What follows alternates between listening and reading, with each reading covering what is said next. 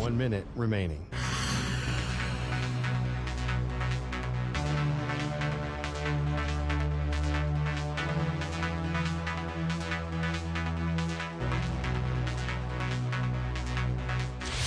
Five seconds remaining.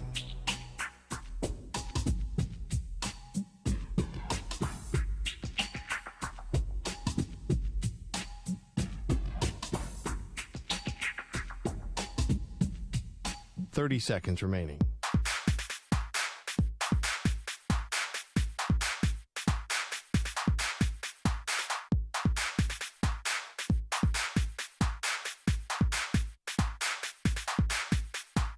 Seconds.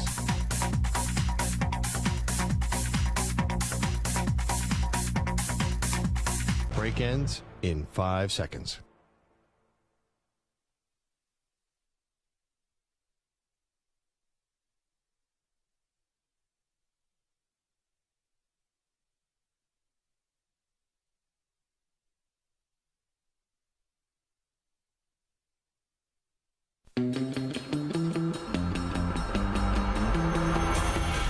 Dorm room with my own private bathroom in the dorm room. Look at you. Isn't that crazy? Yeah, but you had to be an RA in this particular set of dorms. I felt like I was King George or something. Yeah, what are you, the quarterback of the football team? Jeez. Yeah, I felt like royalty. I mean, if that doesn't get you chicks, I don't know what will. No, you'd be surprised. Come on back to my room. I got a bathroom in suite. Yeah, you know, it's funny at a party. That line doesn't work. Hey, babe, is your stomach upset? I got a private bathroom. Nice. Come on, blow up my bathroom. All good. To be honest, I would not let anyone use this bathroom. So even if it was a potential hookup, I'd be like, nah, still Sorry, you got it down the hall, chica. I'm King George. I got my own bathroom. I'm not sharing. Here are Maggie and Perloff. Maggie and Perloff live from Radio Row at the NCAA Final Four is brought to you by Werner, the official ladder of NCAA March Madness and the official ladder of construction professionals everywhere. Reach new heights with Werner, available at wernerladder.com. It's Maggie and Perloff here on CBS Sports Radio. Day 2 on Radio Row in Houston at the Final Four. Perloff, we have been having a blast here. Houston has been an incredible host city. Yeah, it's amazing about Houston right now. I would say 85% of the men who are 6'9" and over in this country are here right now. Yes, they are. They're all limping through the hallways behind us, and every single one of them, there's one way you can know who they are. They have a bird on their jersey. Or some kind of cat, lion. It's either a cat or a bird. There are 7,000 college basketball programs, and half of them are Redbirds or Phoenixes or something, Yes. and there's a lot of cats. And we've never heard of half of these colleges. Nope. But it's an incredible thing. And I feel short. I'm 6'4". Everyone's 6'9". Everyone's limping, too. It's the classic basketball coach limp or player limp. It's like everyone looks around like they should be carrying a whistle around their neck and a clipboard. Yeah. It's just the look here. Well, it's tough. We have had a couple little mishaps. Well, I wasn't going to bring that on the air, Perla. Last night, I was shocked. We were waiting in the lobby of a hotel, and John Beilein walks by, and I didn't recognize him at all, but you knew from the walk a mile away that it was the former Michigan coach. Absolutely. Called him out, said, what's up to coach? But we were lucky enough to be treated to a really unique experience last night. Tillman Fertitta, who is the owner of the Houston Rockets, was throwing a party at a hotel that I believe he owns. Or has a residence in. Yeah. And we got invited to this very fancy party that happened at Tillman Fertitta's place. And Perloff, you and I we tried to fit in, but we were just like fish out of water on the side, just people watching. Get out of here. Mattress Mac, me. Yeah. Yes. I didn't really. Did you feel like a fish out of water? No, everyone was so welcoming. Yeah. It was just, it's a side of, Houston high society that I've just never seen before. So I was more just impressed. We got to hang out with our buddy Case Keenum, your buddy, now my buddy, and it was a really amazing party. It was very, very cool. Yeah. Do we sound like losers now? Yeah. First of all, bragging about the party. I don't know. I'm kind of used to that crowd. I was surprised. Texas football crowd. Case Keenum, my friend, is royalty for University of Houston. He is. So it was fun. But wait, I have to tell the story. Can I just tell the story? I was wondering if you were going to tell it. You can if you want to. It's Okay. embarrassing for me, but go ahead. It's not that embarrassing. It ends up being worse for me. That's how That's how I like all the stories to end. So there was a person here who you said was Princeton coach Mitch Henderson. I was 99.9% convinced. So I went up to him and I said, hey, I just want to say I went to Dartmouth, another Ivy League school. Great run. We're all proud of you. He said, he was so nice. He said, thank you. And it was when you doubled down and said some other comment about Mentioned Princeton. someone we would know in common. This man is not a coach and is not the coach of Princeton. No, it was a different guy. It was someone who was a member of Phi Slamma Jamma. Yeah, so that wasn't great. I feel a little bad about that. So Reed Geddes is a fantastic basketball player in his own right. We apologize for confusing you with Mitch Henderson, the head coach of Princeton. Yeah, so he was very gentlemanly about it. But that's the thing, you got to be really careful here because everybody's 6'9". Yeah, everyone looks the same. Except for right now, we're looking across the room. There's one man who does not look like everyone else. No, and he's going to join us a little bit later on. Bill Walton is here on Radio Row, so we get a chance to talk to the Westwood One college basketball analyst and, of course, the man who belongs to multiple Hall of Fame. So that's exciting. We've got a slate of head coaches. I mean, really, this is the creme de la creme today. Jim Boeheim, fresh off his retirement after 43 years as the head coach of Syracuse. He will be joining us later in the show. Bruce Pearl, the head coach of Auburn, will be joining us later in the show. Jim Calhoun, whose UConn Huskies have made it to the Final Four. Obviously, his former team, the UConn Huskies, have made it to the Final Four. He won 3 titles as the Huskies head coach. He will join us later, Perloff. And as we look at this Final Four, which is unlike any that we've seen. Yeah, with absolutely. UConn as the clear favorite here, and then Miami, FAU, and San Diego State as the first time they've ever been to a Final Four. Is this UConn's tournament to lose? Yeah, I mean, absolutely. Although, it kind of feels to me, Miami is not your traditional Cinderella. That's because true. of NIL, they kind of feel like a bigger team than they have been in the past. Well, And they're in a also major conference. They're in a major conference. You know that they're going to have more money. And then the modern age of the transfer portal, they don't feel like the Cinderella.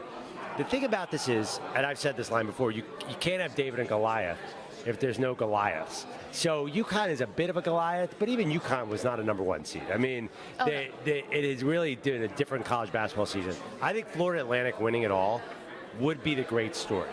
I think that would be the most interesting story because it's such an unusual trip. But it's not Villanova being Georgetown because there's no Georgetown. UConn is not Patrick Ewing's Georgetown. So I think the best story is FAU. But I think the story of the tournament, obviously, is the unexpected teams. No doubt. I think that FAU or San Diego State Yeah. would be kind of the same. It would, Miami's in the ACC, so it's a little bit different. But either FAU, obviously, they can't win both of them because they're playing each other in the first game. But either one of those teams, they can't make it to the finals, obviously. Yeah. But either one of those teams winning it all, I think that means this tournament in 2023 would stand out so head and shoulders because you'd be looking at all past champions and be seeing the blue bloods of college basketball. Right. And then here would be FAU or San Diego State. It would be so memorable. Yep. People want to say like, oh, this Final Four doesn't have that same buzz or sizzle. Imagine if one of these teams wins that's not UConn or Miami. It's going to be forever remembered as the Cinderella who actually won it. Nah. All right. No, the only reason I'm disagreeing is because you have to be the Cinderella that won it, you have to beat the evil stepsister. So I don't think the sport the way it is right now lends itself to that kind of Cinderella story. Well, Butler did make it back-to-back years, and that would have been amazing. But UConn beat them one year, and Duke beat them one. I guess the other reason too, and I like the way you set that up, and I didn't mean to kill your role there. Yeah, I know. Yeah, kill your role there. But the thing is, feeling good about that. The thing is, I feel like every year is going to be like this now too. That's the other reason. That's where you and I are disagreeing. Yeah. Well, I don't think we're going to see Duke, North Carolina, Kansas, Kentucky running the table. You saw this year's tournament. You couldn't tell who was a 15 seed and who was a 2 seed. Look, Alabama was a #1 seed. They were completely flawed this year. Houston was a #1 seed. They were totally couldn't score. It's just with the one and done, I do not see these power. I think NIL has spread out the talent. You don't think this is going to be? I think this is a rule, not the exception. Oh no, I think it's the exception, not the rule. And listen, I think that it's great that you do have NIL, and I think it's great that you do have the transfer portal. But the other part that, kind of changed this, again, was the COVID season, which added some extra years of eligibility. Well, knock on wood, thankfully, we are, out of that really scary time with COVID. So you're going to get back to guys who are still cycling through. I don't know. I still see that the teams who have not only the legacy but the deep pockets, I still think you're going to see those teams keep rising to the top. I think this is a little bit more of a blip than it is a trend. Well, Duke and Kentucky have these super classes coming in next year. Yeah, exactly. This is a good time for me to make that prediction. I'll tell you right now, they're out by the Sweet 16, both teams. This is not a league for freshmen anymore, because, and here's why I think too, you get these superpowers, say Kentucky or Duke, they recruit these kids. If they're not playing immediately, they want to play so they can get all the NIL money, and they're going to go to a lesser school, so it's going to spread the talent everywhere. Charles Barkley, his comments on 60 Minutes were exactly wrong. I think NIL is going to spread out all the players. So I think you're going to see a lot of San Diego States in the next few years. Now, the only thing about that is there's just differences here with NIL. Not everyone is going to be giving you massive money. Sometimes it can be more beneficial for you to be the sixth man at a blue blood getting money as opposed to being a star at a much smaller college. We can't expect these smaller schools or the mid-major schools to keep up fundraising-wise with some of these bigger schools. Yeah, I don't think it's going to be a problem, because the bigger schools are going to give all that NIL money to somebody who's going to go straight to the NBA. Say DJ Wagner. Right. You're going to give him a ton of NIL money. He's not going to stick around long enough to help you do anything in the tournament. Okay, Nothing. But we have heard from multiple coaches who say that I make sure that the collective gives everyone on the team some money. You're seeing coaches now get involved with how the money is dispersed. You're looking at me funny. But we've heard that, from Nick Saban on the football side and also on the basketball side. But I think players want to play more than even, I think they want to play so badly that they'll hit the transfer portal. So it's a dual issue. Yeah, of course, Nick Saban in Alabama is going to be great. But I think the bigger story is all these guys going pro too early, and the older Villanova-type schools winning. I think that's the trend. Of course, watch next year. It's going to be like Duke, UNC, yes, of course, Kansas, and Kentucky in the Final Four. Of course, they're all going to be back. And we know today that the NBA, who's in a collective bargaining agreement, back and forth with the Players Association, they have decided that they are going to keep the rule in place that you need to be 1 year removed from high school in order to be eligible for the draft. So you still have the G League, you still have some of these other, places you can go, but traditional college basketball is still going to be the avenue for so many guys who maybe would have thought about jumping straight to the pros from high school. Yeah, and I think it's a win for college basketball. Right, I think. and NIL will keep some of those players around too, so you'll get a little more continuity. So and I think if you're playing college, if you want to play G League versus college basketball, now you could get paid in college. So why go to the G League? I think it's really good for the sport. We have a stacked show today. This one is going to be a lot of fun. We're so glad you're along for the ride. If you want to watch the show with all of our famous guests, youtube.com/CBS Sports Radio is where you can find us. Up next, a Hall of Famer in multiple Hall of Fames. Bill Walton joins us, a man unlike any other. We'll get his thoughts on everything in the world, including basketball, next. Don't move. More Maggie and Perloff from Radio Row in Houston. You're in a 5-minute break.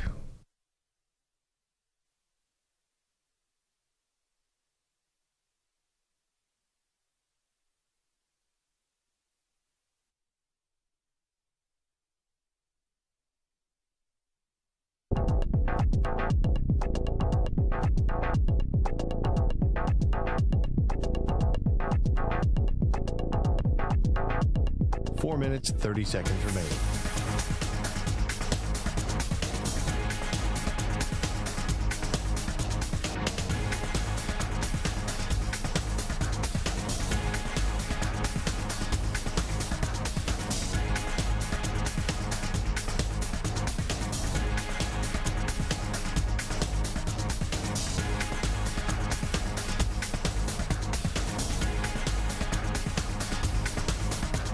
Four minutes remaining.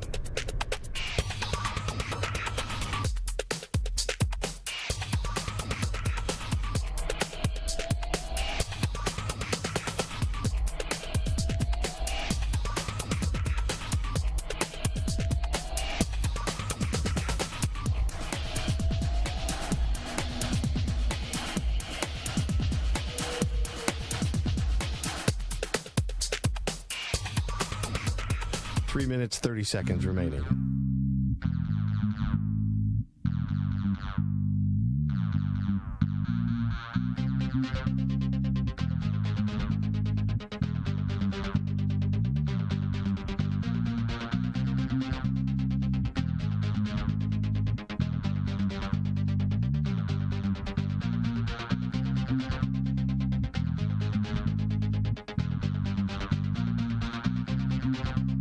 Three minutes remaining.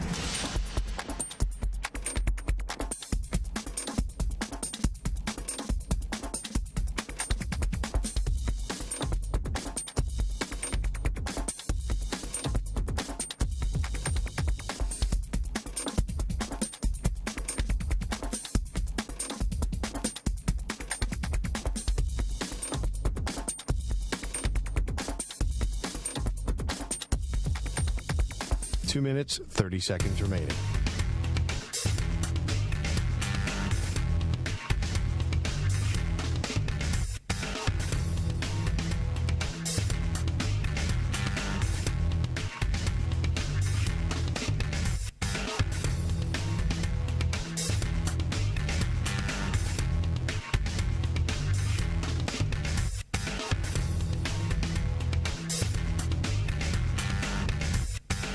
Two minutes remaining.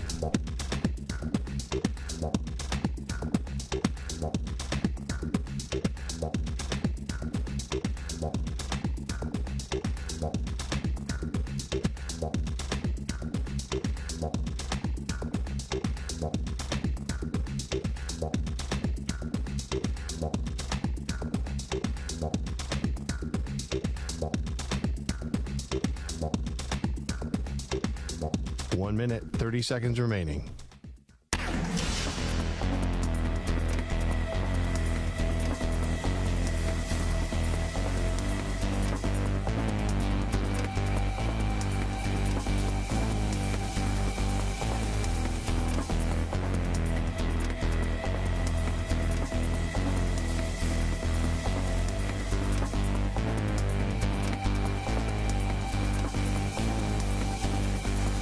One minute remaining.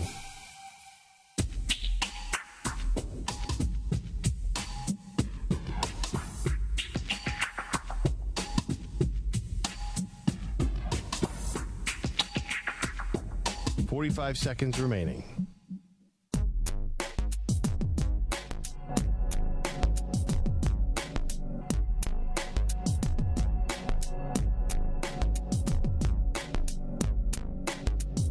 Thirty seconds remaining.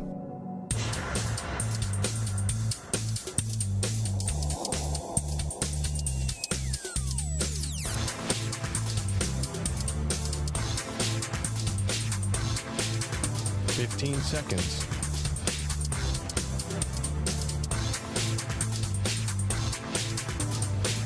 Break ends in 5 seconds.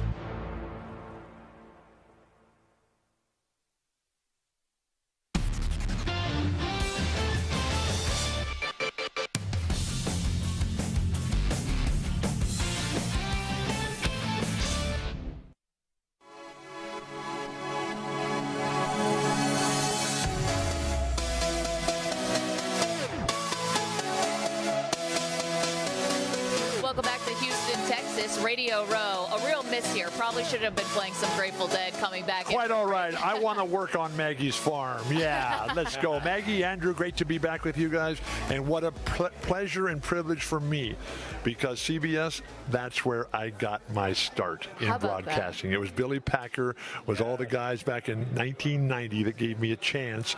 And the lessons of life that I learned, the relationships that I learned, having read David Halberstam's The Powers That Be and Bill Paley and all the guys and Edward R. Murrow, and just the foundational background that has given me the life that I have. And now to be on your show, wow, I'm the luckiest guy in the world. Bill, that's so much pressure. Edward R. Murrow. Yeah. Can we lower the... By the way, this is Bill No, Walton, you want to have pressure. I'm Bill. I'm from San Diego, and I'm the luckiest guy in the world, and I'm at the Final Four, and what could be better? It's so nice here. For those of you who aren't here, you're making a huge mistake, because Houston is just like Hawaii right now. The weather is just wonderful. It's just warm, a little bit of sweat on your body all the time. No jackets necessary at all. Just a fabulous atmosphere and culture and experience. And I woke up this morning. I got in late last night, and please, I watched on Prime last night on the plane coming in. I watched the new Reggie Jackson movie. Just highly recommend that. Spectacular Reggie, the best of humanity, challenging the worst of humanity. It's really a special show. But I wake up this morning and I'm just dreaming about the Final Four and how spectacular this all is. And outside my window there's a big banner that says, "Come ready to play." Yeah. And that's what we need right now. Bill Walton is on our set. He's our guest, and we're so lucky we get to talk with you, sir. So you just mentioned I'm the lucky one, Maggie. About pressure. Yep. And I'm curious, through all of your life and career, when is the time you felt the most pressure? I was taught to learn to love pressure and to want pressure. I had the greatest coaches. I've had the greatest life. I've had every opportunity in the world. Every single coach that I had from the very beginning, 1960, when I was 8 years old. I'm now 70. And so every coach I had was a disciple of John Wooden and Chick Hearn.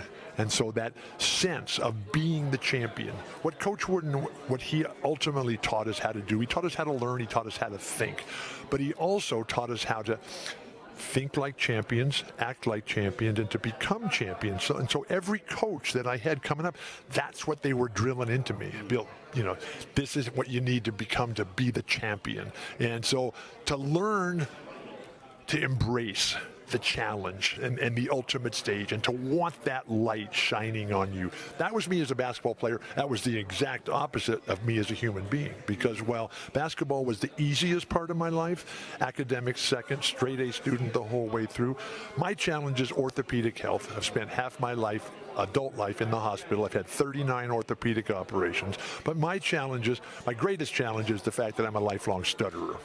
And when I was growing up, I did not know how to play in the game of life. Once I got to the NBA, I couldn't play because I was always hurt with broken feet that they couldn't figure out. They didn't believe that I was injured. But then the worst of all was that I couldn't express myself. I couldn't talk. And so when I see Reggie Jackson just deliver magnificently on this movie, when I see you guys and what you do, when I see Greg Gumbel, one of my longtime broadcast partners, and when I see all the different guys on the show and on the set just doing a magnificent job, and to think that, hey man, I was part of that. I'm the luckiest guy in the world. But pressure, you have to train yourself, teach yourself to want that respect. And you have to want that pressure, want that burden. And Red Auerbach would always say, if you think you're nervous, just think how nervous the other guys are. And our job as Celtics are to make those guys crumble under the pressure, because we as Celtics, we come and we embrace love and just want that pressure on us all the time. It's harder. It's harder to win as the favorite, and that's what's going to make it very difficult and challenging for UConn. But they come in as heavy favorites, and really a lot of players, a lot of great things going on for UConn. But the other teams, they're excellent too, and they've shown that they know how to win the games, and that's what this is about. This is not about individuals. This is about coming together as a team. And I mean, when you look at Dusty Dusty May at Florida Atlantic, how many guys do you know named Dusty? I mean, I have one. We were with him last night. It's just so random you'd say that. So, I mean, anybody that's named Dusty, I want to be on his team. But, Florida Atlantic, they're deep, they're athletic, they're versatile, they're interchangeable parts out there. They play 9 guys, and they shoot tons of threes all the time, and they got Janelle Davis, who wins ball games. But my favorite guy on that team, on Florida Atlantic, is Elijah Martin. And this is how he's not number 1 on the NFL draft list, I cannot figure out. And what an absolute specimen. But they got so many guys. And Golden in the middle does a very nice job. But they're going up against a San Diego State team that is deep. And San Diego State, that's my hometown. And our family home, a mile away from San Diego State. My mom went to San Diego State, class of 1947. Our youngest son, Chris, went to San Diego State. He was the team captain for Steve Fisher's first team, and then he met his college sweetheart, ultimately his wife, Gina. Their come in here. She was the captain of the women's soccer team, so they're flying in right now as we speak. We're going to the dinners tonight, the Naismith dinner, the Hall of Fame dinner, so it's all going to be great, and then a whole weekend of activities. This is the place to be, and it's just, I love this weather, you know, where you just, no jackets, you're never shivering. It's been cold and wet all winter long in California. We need it. Yeah. We need it, but it's good to warm up a little bit here. We're talking to Bill Walton. I have to admit, I'm from Philly. And you hate me then. I hate, well, you had to bring up the Celtics. It's fine, Andrew. And Dr. J, you took his chance at an early title. So Dr. J's in the Reggie Jackson movie. Yeah, well, he's from Philadelphia as well. My father's from Cheltenham, where Reggie's from. Yeah.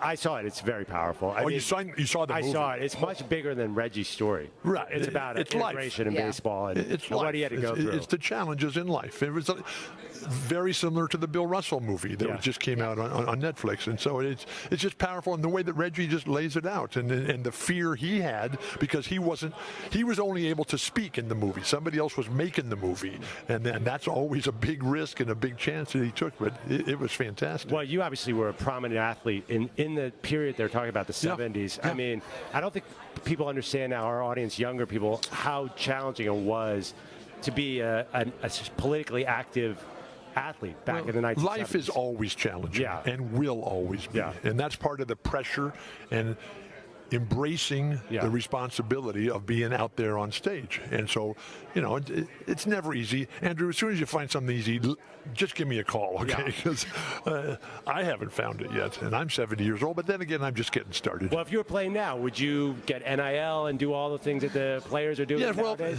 Well, the pros get NIL, so why not the college players? Yeah. And I'm for anything that helps the players. And it's going to help players stay in college longer, which is good. It'll be good for all levels of basketball because the NIL guys, they'll be making more money than the international players. They'll be making more money than the G League players. And all of them, every one of them, they all think they're going to the NBA. Every one of them. Yeah. But there's only 450 jobs in the NBA. And not every one of those jobs turns over every year. LeBron, what is he in his 20th year, 18th year? I'm not sure. And, you know, all this Steph Curry and all these legendary players who play for a really long time. So there's maybe, 40 new jobs every year in the NBA, and because these are the world's greatest everything. Bill Walton is here on our set. LeBron says he wants to play with Bronny. Yeah. Did it ever cross your mind to play with Luke? Luke had a really nice NBA career. I'm the proudest and luckiest dad in the world, and the Cavs, they've got a big game tonight. Yeah, he's assistant there. New York at Cleveland. That's currently 4-5 in the Eastern Conference. Looks like there's just a handful of games left in the NBA, and Cleveland should be able to hold on and get home court advantage. But more important than home court advantage is health, and health has not been kind to the Cleveland Cavaliers this year. But now Julius Randle's out too. He's out now? Oh, yeah. So Luke coached Julius Randle on the Lakers. Yeah, right. He was a draft pick. And I love Julius Randle. And I don't know if you guys are from New York, if you follow the Knicks, but the Knicks at the Celtics on a Sunday night just a month or so ago when Jalen Brunson couldn't play and Emmanuel quickly hit the three-pointer on the opening tap in one of the great games. It went to overtime, maybe double overtime. It was fantastic. Yeah, and I just really hope that the Knicks do well, but not so well that they beat the Cleveland Cavaliers. There you go. But with Luke, I haven't been able to play basketball for 37 years now. And so as they were growing up, I tried to play a little bit with them when I still had my ankle fusions and things like that, but I couldn't move or anything. But as soon as they started elbowing back, then I said, I'm out of here. Yeah. Bill Walton, thank you so much for stopping by. I want to be on your farm. Yeah. Andrew, thanks so much. Thank you. It is our pleasure, Bill. Thank you. I'm the luckiest guy in the world, and I want to thank CBS for just doing a remarkable job and making so many dreams come true, because that's what this is about here. You know, to see these young people building their lives and so much hope. And, you know, the challenge in this tournament is going to be for the underdogs, Florida Atlantic and Miami, to find a way to beat a team that's physically superior to them.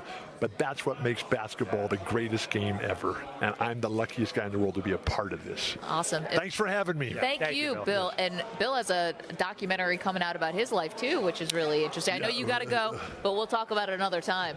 Thanks for having me. We're excited Maggie to and watch Andrew, it. CBS Sports Radio. Yeah, where dreams become reality, where we come to grow, and where the deal goes down. Thank you, Greg Gumbel. Thank you, Bill Paley. Thank you, Edward R. Murrow. Yeah, here we go. I love it. It's the only time I think we've ever even been in the neighborhood of Edward R. Murrow and Bill Paley with Bill Walton. Fantastic stuff.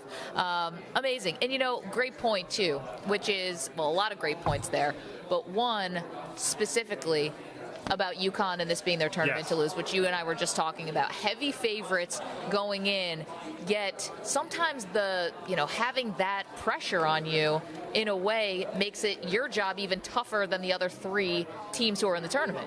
Absolutely. And the other thing, too, is they might have looked like the better team, but you're playing in a football stadium. You do not know how teams are going to adjust shooting-wise. And you kind of shot pretty well. What if that goes away? Well, the depth perception, too, is very different in those big arenas. Absolutely. So I think that it just feels... I'm just looking at the rest of the tournament. Yes, UConn does feel like a heavy favorite, but what have the favorites done all tournament long? Go down. They've gone down. In flames. So, yes, I agree. If I had to pick one team and I was allowed to pick anyone, I would go UConn. But I'm telling you, Maggie, I'm feeling something FAU. I'm feeling it. It's starting to grow on me. There's a lot of buzz in these hallways. But, speaking of buzz, look who just walked in. Oh, this is going to be exciting for the Weedos and for the Purple Drinkers in the chat. Our pal Nick in Texas, who runs our NCAA pool, he's come by to say hello, so that's exciting. That's not what I meant when I said speaking about buzz, by the way. The Weedos. That's a natural transition. Oh, yeah. It's apropos. How about Bill Walton, huh? Yeah. To be that positive when you've gone through, what do you say, 34 orthopedic surgeries? I mean, to be that positive is really incredible. Yeah. I mean, it's unfortunate that we had a break. We easily could have gone on another 2 hours. We didn't even get any Grateful Dead questions in. I know. We'll have to get them again. That was awesome. Okay, we're going to take a quick break here. We're going to say hi to our super fan, Nick in Texas, and then when we come back, the new head coach for Georgia Tech men's basketball was someone who spent 11 years in the NBA. Damon Stoudamire is going to join us. We know we're on in Portland, so this is fantastic for the Blazers fans. Obviously, he spent 7 years there with a lot of fun and memorable teams. We've got a lot to do. Jim Boeheim, Bruce Pearl, Bobby Hurley all in the next hour. So hang with us here on CBS Sports Radio. It's Maggie and Perloff from Radio Row. Right after this CBS Sports Update, hey, it's our pal Marco Belletti.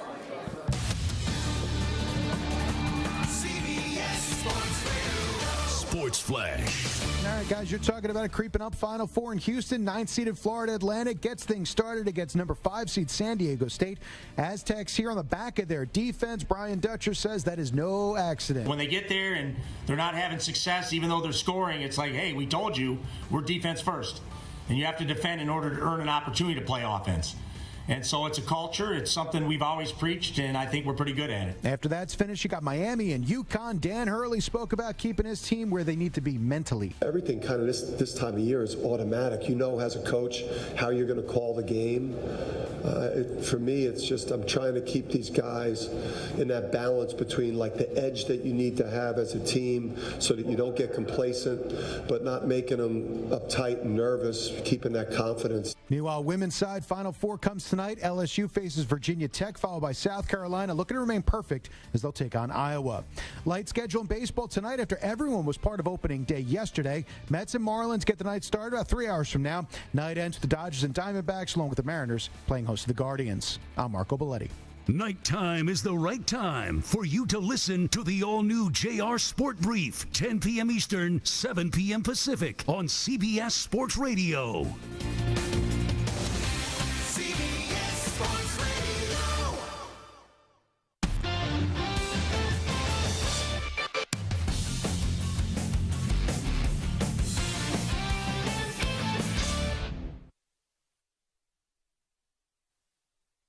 You're in a 5-minute break.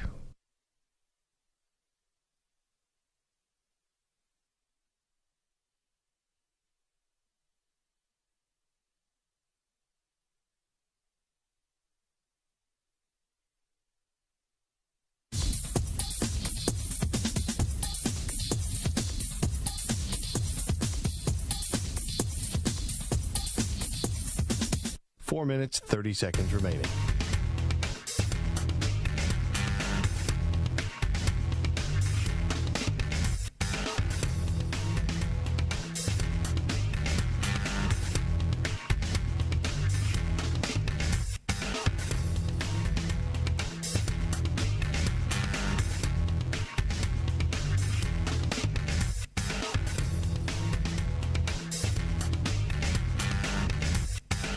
Four minutes remaining.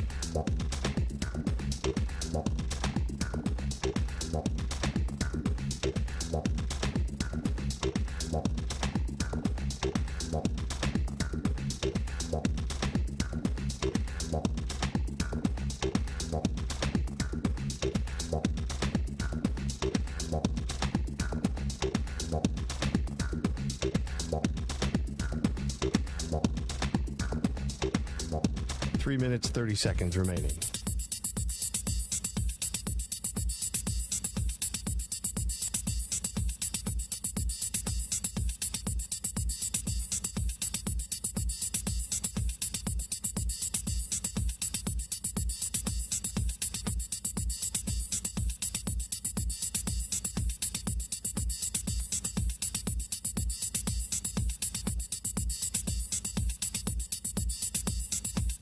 Three minutes remaining.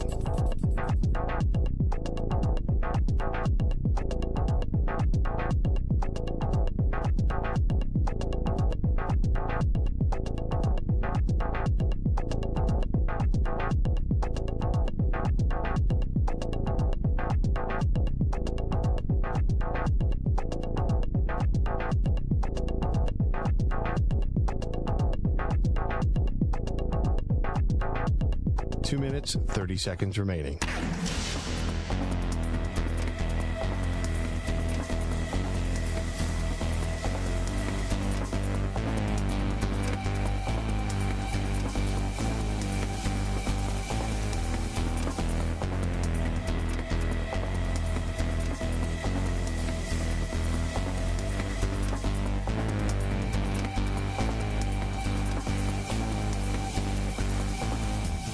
Two minutes remaining.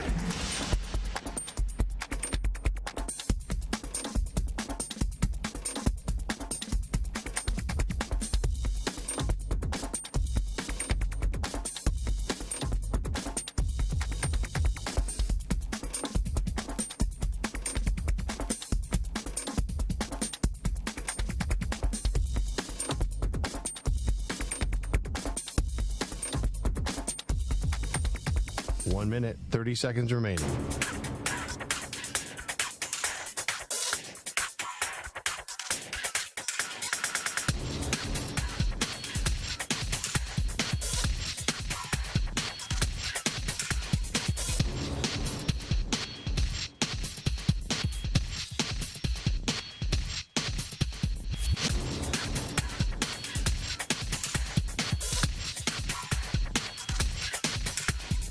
One minute remaining.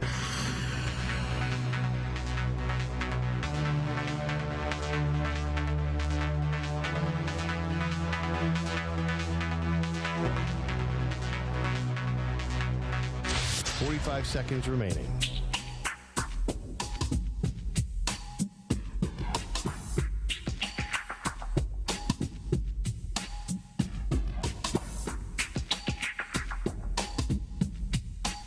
Seconds remaining.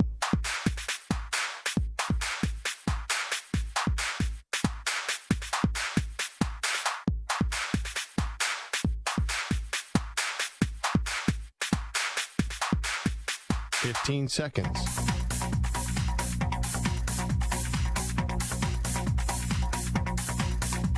Break ends in 5 seconds.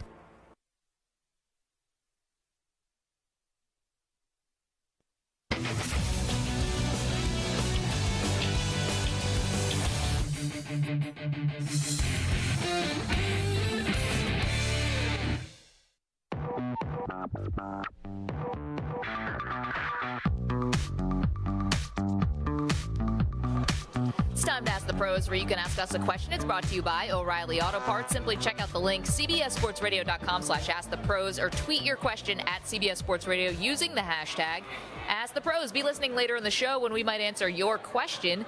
Think O'Reilly Auto Parts for all your car care needs. Get guaranteed low prices and excellent customer service from the professional parts people at O'Reilly Auto Parts. That was a very fun interview with Bill Walton. If you miss any of our interviews today, you can always download the Maggie and Perloff podcast. And before we get to the next one, I have to ask if you saw this from last night. Okay, it was opening day in Major League Baseball. We can talk about Shohei Ohtani or Garrett Cole or Aaron Judge, whatever. Did you see the guy at the Dodger game that decided to run out onto the field to propose to his fiance? This guy, I'm surprised he's not in a body cast. When he took the knee, first of all, amateur move if you're going to be streaking out on the field or going out on the field in general. You can't be a sitting target like that.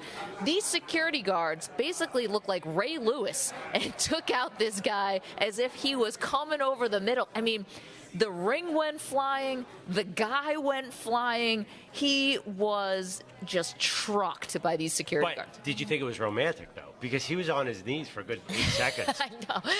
He basically ran out in the center field, got down on his knees, and was looking at the outfield where his, I guess, hopefully fiance was. Yeah. Did she say yes? So I did get an update on social media. She did say yes. There you go. That's all that matters. Imagine you're basically in traction, and she says, "I don't think so. I'm going back to my ex." Yeah. No, I think it's an even better story. I mean, we all love telling stories of how we got engaged. This guy beats everybody. Well, I know there's some pain involved, but I think it was worth it. How many proposal stories also include a mugshot? Not many. Oh, did he? Oh, well, they they take you down to like sports jail. Well, yeah. I mean, Samter's been arrested on the stadium floor. Yeah, that's they're true. pretty tough. That's his thing. Yeah. No, I liked it, and I actually, believe it or not, the fact that he got tackled and not killed, I think it makes it an even better story. No, because you need a good story. My story is okay. But now it feels lame. See, I might second guess my decision. Although if this woman really is getting married to this man, she knows that he's extra.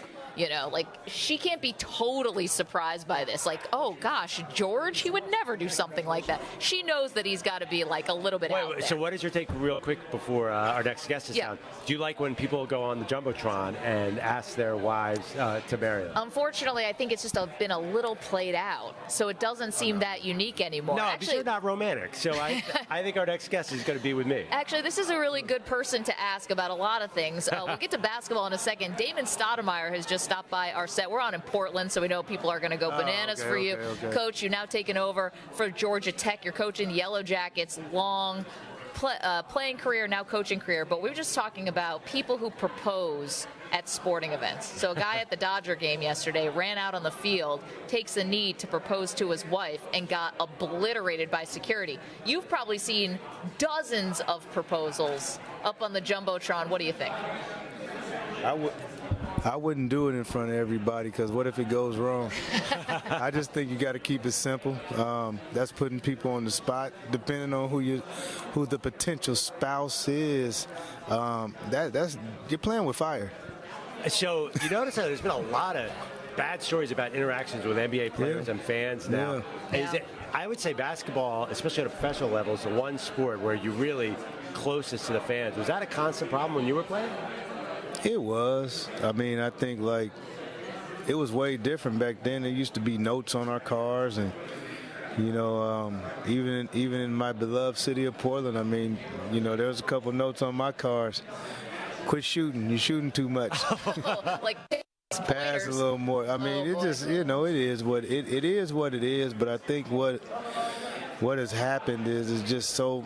There's so much freedom of speech, I think, nowadays. I think that we live by it, and then sometimes when we get called on it, we play the victim, so to speak. You know what I'm saying? So it's kind of interesting, especially Damon Stoudamire is here. He's just taken over for Georgia Tech. He's going to be coaching the Yellow Jackets, which is awesome. He's a former Rookie of the Year in the NBA. You were also a Celtics assistant, and Jaylen Brown. By the way, congrats on going to the finals last year. Thank you. But Jaylen Brown has been given some interviews lately, kind of talking about the difficulties playing in Boston, maybe laying some breadcrumbs that he might not want to be a Celtic for much longer. Did you notice that he's maybe contemplating these kinds of things? I don't think JB is contemplating it at all. I think JB likes where he's at. I think JB just kind of speaks his mind. Yeah. I don't take anything from what he says. He's passionate. He's loyal. And I thought he was one of the best young men I've been around in terms of, the status that he has. And, I really appreciated my time with him. I love talking with him. But I think sometimes, as with anything, you have some players that wear things on their sleeves, and I just think he wears it on his sleeves. And, I think that he goes, he plays hard, he plays the game, and I think that's the things that people should look at instead of listening to his words, because JB is again loyal, and he's passionate, and he plays to win. We're talking to Damon Stoudamire, new coach at Georgia Tech. All right, you've played for so many great coaches. You've been assistant to great coaches. Who has influenced your style the most, coaching-wise, that you've had as a coach? I think Coach Olsen. The way he was always even keeled. I thought his demeanor was great. I thought he was great with people and building relationships. He had built his practices were build-ups. He did a lot of coaching in practice, not so much in the games, because that's what he felt like practices were for. And he challenged us. He challenged us in his own way. He did a really good job of challenging us in his own way. So, that's how I try to be. I'm not as smooth as he was with it, but Coach really, he's influenced my coaching style for sure. What made you want to get into coaching? Chance. It was a chance meeting. Right? When I say a chance meeting, it wasn't a chance meeting about with someone to coach. So I was done playing. I was at the 30-second story, and I was at Rice. I used to work out a lot at Rice University. That's when Chris Del Conte was the athletic director at Rice. It was his first job. So he was at Arizona with me when I was an undergrad. And so I used to go up there and just blow the breeze with him. And then he was like, man, you should get into coaching. And I was like, man, I do not want to coach. I promise you, that's what I said. I don't want to coach. I said, that's not what I want to do. He said, man, you'd be great for these kids. He said, you should go down there and talk to Ben, man. He'll let you do it. So Ben Braun had just taken over. He had got fired at Cal. And so Ben was gracious enough. I went down there, and he kind of gave me a volunteer role, which I was fine with. I mean, because I just wanted to get my feet wet. I didn't really know, couldn't get on the court, none of that stuff. And I just liked it. And so as I liked it, he let me evolve, and that's kind of how it started. And I would end up being with him for maybe 2.5, 3 months. And then Lionel Hollins got the job with the Memphis Grizzlies, and he brought me there. That's how it started. And what's the connection to Georgia Tech? I know you came up in the Pacific Northwest, right. And you've played, you never really played in Atlanta. It must have been exciting. Georgia Tech is such a rich program. Yes, it is. And, why was that connection there? I mean, for me, I think, to even come back, Georgia Tech was one of the only jobs I would have taken.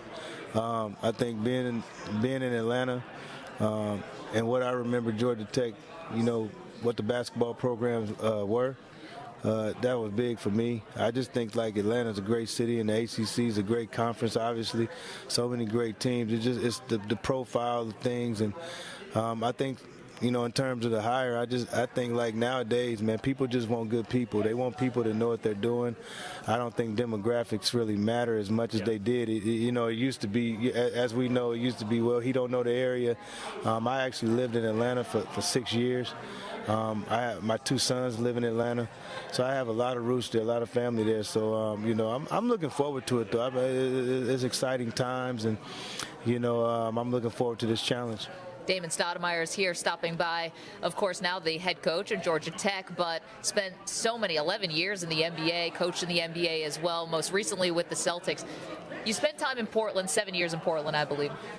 Dame Lillard now. Yeah. It's an interesting situation, right, because they just shut him down for the rest of the season. Yeah. He went on Dan Patrick's show, Perloff's former show, today and said that wasn't his decision. He still wants to play. And it seems like people can't get past the fact that he just wants to stay in Portland. He wants to be loyal to them, and it's like no one can understand why he hasn't jumped ship. Right. What's your advice to Dame if he asked you? My advice to him is that, you stay where you want to stay and you stay where you're comfortable, because a championship isn't guaranteed. So if that's the chase and somebody guaranteed that at the end of the rainbow, then leave, but nobody can guarantee that. Maybe it's a better opportunity out there, maybe it's a better team, but that doesn't mean he's going to get to his ultimate goal. So I love the fact that he stayed loyal to Portland. Obviously it's my hometown team, so without Dame in Portland, man, that's going to hurt a lot of people. So I love the fact that he's been loyal, and he stayed true to who he is, and that's the biggest thing for me when I look at his situation. When you watch Dame and Steph Curry and all these guys play, you're a great outside shooter. It feels like you're allowed to shoot from 5 to 10 feet further than when you were playing. How would you have done in this new NBA where you shoot from the logo? I never talk about it. I wish I could have played in this era, because every shot I took was a bad shot. Back when I played, they said bad shot. That always is. I took a lot of bad shots, but today it's the norm. There'd be no notes on your card today. No. Last one for you, Damien. I know you're short on time, but because of the eras that you played in the NBA, you caught the tail end of Michael Jordan, and then obviously you got some LeBron as well. Do you want to end the debate right here? LeBron, Jordan, who's the best? Whatever you say, that's going to be it from here on out. I mean, this is what I'll say. I think LeBron's body of work, would say he's the best player to ever play the game. Just his body of work. I didn't see everybody play it. Now I'm basing it on that. And Michael Jordan to me was the most dominant player. I don't think it's no question. He's the most feared player. I don't think it's no question. I think the only reason this is a debate is because he kept retiring. If he took like 3 years off. People forget about that. He took 3 years off. If he didn't take those 3 years off, some of these records wouldn't have been caught. Yeah. That's a great point. There you go, Meg. David, thank you so much for stopping by. Really appreciate it. Best of luck with the Yellow Jackets. Awesome stuff at Georgia Tech. Thank you. Appreciate it. Appreciate you. Cool. Damon Stoudamire, awesome. And for our fans in Portland, we know that's going to be, it's a lot of fun to talk about Dame Lillard, although it seems like they're kind of at a crossroads now, right? It's like, what's best for the franchise? Is it to trade Dame and then try to get as much as you can to really start a full-on rebuild, because they're sort of caught in this no man's land right now, which the Blazers. is where they say you should not be in the NBA's limbo. I just love Damian Lillard as a Blazer, though. I know. As a neutral and fan. he loves it. Yeah, it's one of those ones where logic be damned. You got to stay there. That's what I would say. Yeah, absolutely. Okay, 855-212-4CBS, 855-212-4227. We do have some time. I know we have tons and tons of guests today. We still want you to be a part of the show today, and you're welcome to it. Again, 855-212-4CBS, 855-212-4227. Okay, interesting story that came out from the NFL that we want to touch on. Yeah. This is courtesy of Front Office Sports, and obviously covering the business side of the NFL. One owner who was not named, remember, we just came off the owners' meetings in Arizona. One owner has told reporters that there is going to be an international division in the NFL coming soon. So that means expansion, and that means putting an entire, what are you going to call it? I have no idea, but putting at least, I would think, 4 teams in probably London, or in England, and then also in Germany. Obviously, this hasn't been fully fleshed out, but they said between 2 and 5 years, you're getting an European, I guess, or an international division. That blows my mind. I don't think they can do it. I don't think. Explain to me, how are they logistically going to do it? Okay, so this was always the thing that came up if you wanted to put, remember the Jacksonville Jaguars always seemed like the team that Shad Khan, who, spent a lot of time in Europe, who wanted to put a team maybe in London. Remember, the Jags were always in London playing games there. I think because the expansion fees are so big, billions and billions of dollars to bring new teams into the league, I think you just sell it to the players like, hey, we're all going to get a bigger slice of the pie here. And logistically, it's, hey, you just have to travel a lot, and it's going to be bizarre and bad and probably not good for your body clock, but everyone's going to have to do it. Well, they could clearly say there's 4 American cities that want teams. I mean, you go, San Antonio could obviously support a team. We know, so I think they would come back with that. That's what I'm saying. I think you're going to get a lot of buy-in from NFLPA. They've been talking about this stuff for a long time. But not a division. This is different. I love the idea. I don't think they can do it. I think, okay, they changed the rule where you can flex in a new Thursday night game. Well, they didn't change. They voted it down. They voted to abstain right now. They're close to actually getting that done. Mahomes and everybody is tweeting that they hate it. Yeah. They're crying about a flex Thursday night game. Do you really think these players are going to let this happen? Because I think that's going to eventually be your big stumbling block. It's going to be hard, but I think money would end up potentially trying to smooth this over. And I think the reason why they would pick international cities as opposed to San Antonio or something in the United States is I think the NFL, it's safe to say, I think they've got the U.S. Like, they are the biggest league here. They are saturated, if you will, in this market. Where they can really expand is in these new cities and new European and global markets. So for as much as, love to have just more NFL teams in the United States, the big dollars, I think they see, the growth. Like, also think about this. The Washington Commanders are about to sell for $6 billion. If I'm a new owner, are you saying, like, how am I going to get my return on investment? We got to take a quick break here. A lot more to unpack with this one. It's Maggie and Perloff at Radio Row. Coming up, we're joined by a Hall of Famer. Recently retired, Jim Boeheim. What went down at the end of the season? The former Syracuse basketball coach joins us next here in Houston. Don't move.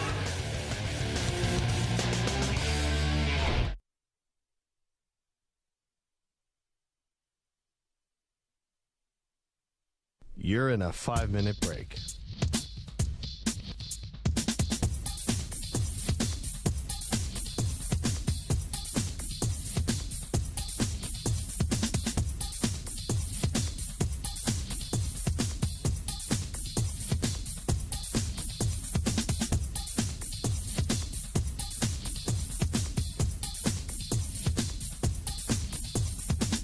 Four minutes, 30 seconds remaining.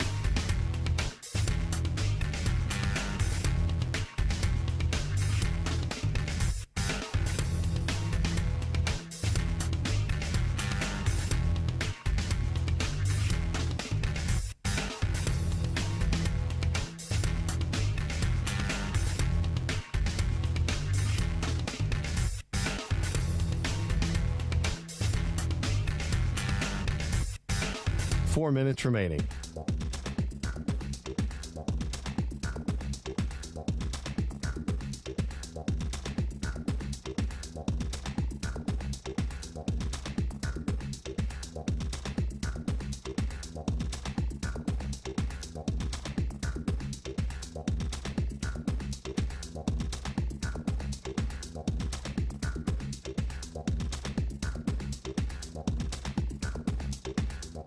Three minutes, 30 seconds remaining.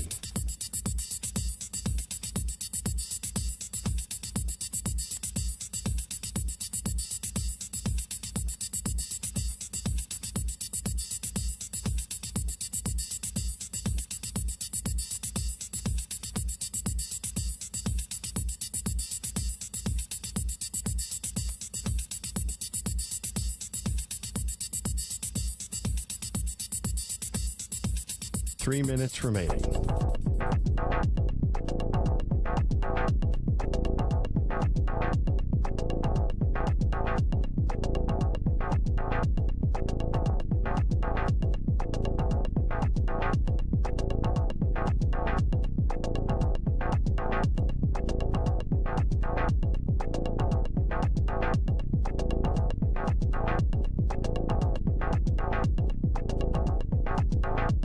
Two minutes, 30 seconds remaining.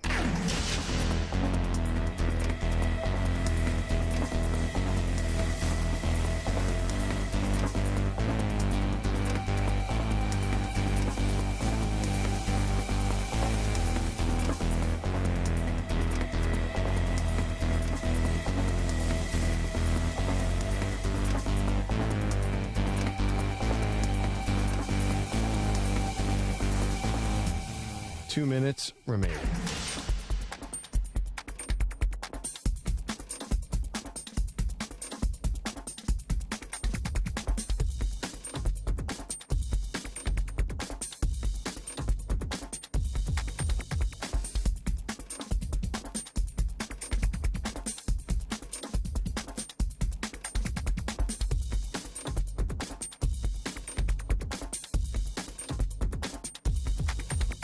1 minute, 30 seconds remaining.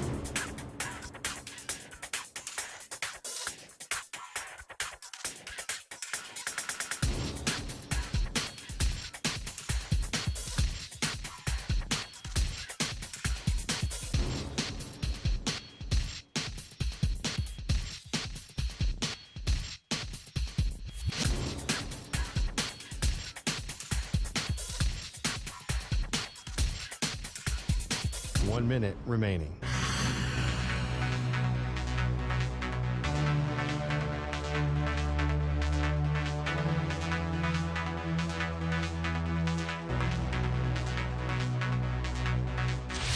Five seconds remaining.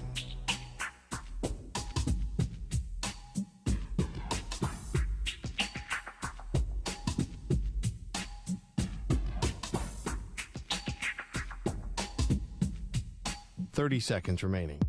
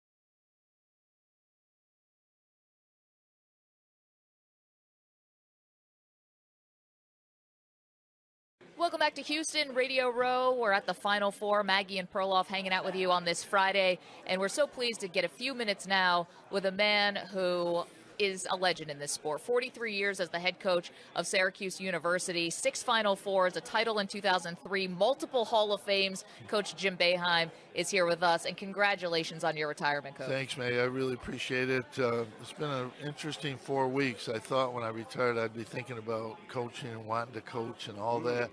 And I haven't been happy. I haven't been this happy in a long time. There's just so much going on, and if I was 55 or 60, I would have figured it out. I would have kept doing it, but I don't want to have to figure it out and do it anymore. So we're in Houston, and you see everybody, and still I see coaches actively recruiting in the halls where we are right now. Old habits die hard. Is there anything that you miss about still? Well, not yet. I mean, I will miss practice. I will miss being in the gym with the players. You know, that is never something. But I think back, and I did it, you know, as an assistant and a head coach or player for 60 years. So, I mean, like my son, Buddy, he's pretty simple about the way he thinks about things. He says, Dad, you've done that, you know. Yeah. All right, well, what are you going to do now? What's different? Nothing, you know. And he was right. I mean, it's simple. I'll miss being there. I love games. I love trying to win a game and stuff like that. But you know, it's really, I've never felt better than I feel right now, not having to, you know, I mean, players are getting recruited off rosters, you know. I mean, it's obvious. I mean, people, I don't know if people are saying it as much, but they should be. That's what's happening. I mean, you know. Do you think the recruiting's happening during the season? Yeah. It's happening all year round because they're talking to somebody. They see some player that's unhappy, and they know his AU coach, and, you know, they contact him and say, you know, hey, he doesn't look too happy there. I mean, you know, and when the season ends, it's full overdrive. You know, I mean, it's full overdrive. And I mean, I talked about it when I was coaching, but now that I'm not coaching, I really have no reason not to talk about it. I mean, that's what's happening. It's active recruiting players that are off other people's rosters, but even you don't almost have to, because the players that are good at a lower level, they want to go up. I don't blame them. They want to go up, and they're going to go in the portal, and they're looking to go to a bigger place. And it's a great thing, but of 1,600 guys that do that, about 800 don't even find a good place to go. And the other 800, I think it's less than 50%, improve their statistics where they go to. Little grass is always greener. Yeah, I mean, situation. It's not that easy to find your spot. And just because you get a better deal doesn't mean that's a better spot for you. And some of the money stuff, I mean, some of it's exaggerated, but I mean, every player at a good school is getting NIL money, every player. Yeah. And it's not natural, because there isn't that much natural money. Like, our players get some, there's local businesses and stuff that want them to do stuff, and they'll get some money, but they're not getting big numbers. I mean, it's just not happening. So you have a collective, and that's going to supply the money. And like what I did, I made sure that the collective angle, all the players got money, everybody. And then if you could get more money on your own, then you go get it. And some could. You know, my son had a great junior year, so when the whole NIL thing started, Buddy was all over town. They weren't big deals, but it was, 5,000 here, 2,000, 7, 5, it added up. But that's not there for everybody. Coach, did this contribute to the timing of your decision, all these changes? I don't know. I'm not sure. I mean, I've been thinking about it for a while now, and we obviously struggled both these years, and when you're struggling, it is not that much fun. Winning is difficult, but it's a lot better. And so I think the confluence of everything coming together, looking for, where we have 12 guys coming back, but we literally didn't know that more than a couple of them were definitely coming back. Yeah. So how do you recruit transfer portal when you don't know if your own players they're thinking about it? So there was a lot of things that went into it, but basically we just weren't playing as well as we have and what I think we need to be. But did you know this was going to be your last year? No, I thought about it during the year, but probably not until halfway through the year. And I had an option to come back next year, but it really was determined by how this year went. And I didn't think it went the way we played good at times, but we were playing 4 freshmen all the time. And the thing that changed the league is Pittsburgh, North Carolina State went in the transfer portal, and all of a sudden they're really good. And now teams that you think you're going to beat, you might not beat. Miami got 2 additional guys, and so all of a sudden, team you can beat, now you can't. Maybe you can't beat, and so we end up 10-10 in the league, but 3 or 4 of those losses were to teams that got a lot better through the transfer portal. So I thought in a normal situation, we'd get everybody back and we'd have a really good team next year. But one guy might go to the league, guy might get a better NIL deal someplace, and all of a sudden, you don't have the team you thought you'd have. So, I mean, all that contributed, but basically I didn't think we were playing well enough to justify, continuing to coach, and that's really what it came down to in my mind.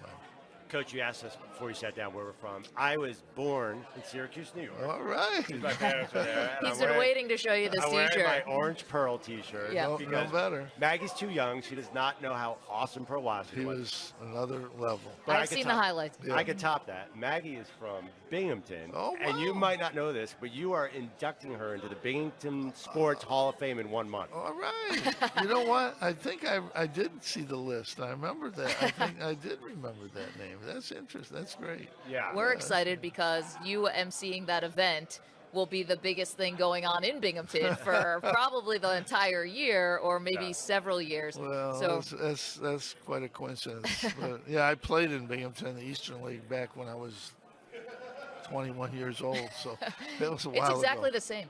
Yeah. Coach Jim Boeheim is joining us here on the set, a champion in 2003, 43 years as the head coach of Syracuse, and now calling a career, not to mention the multiple gold medals that you've won as an assistant coach on Team USA. How many players have reached out to you since you retired? A lot, a lot. I don't know, 200-300 text messages the first day. And, a lot of mostly players, and we had the championship team back the other night. We had a lot of them, and we had them for the final home game. So yeah, I mean, it's hard. I never look back when I coach, because if you're looking back, you're not doing the things you got to do every day. So I never really looked back. And then I just started to look back, and you think about all these players and all these games and all these different things. I mean, there's so many. It's hard to even get my hands around it, really, in terms of all the different things that I was able to do for all those years. And it's almost overwhelming to me to start thinking about that, because really, in reality, I never did. It was like I didn't sit there and think about the 6 overtime game. I didn't think about the national championship. I was worried about getting this player or getting a little better in practice this day. So it's really the first time I've looked backwards, and I mean, there's a lot to look at.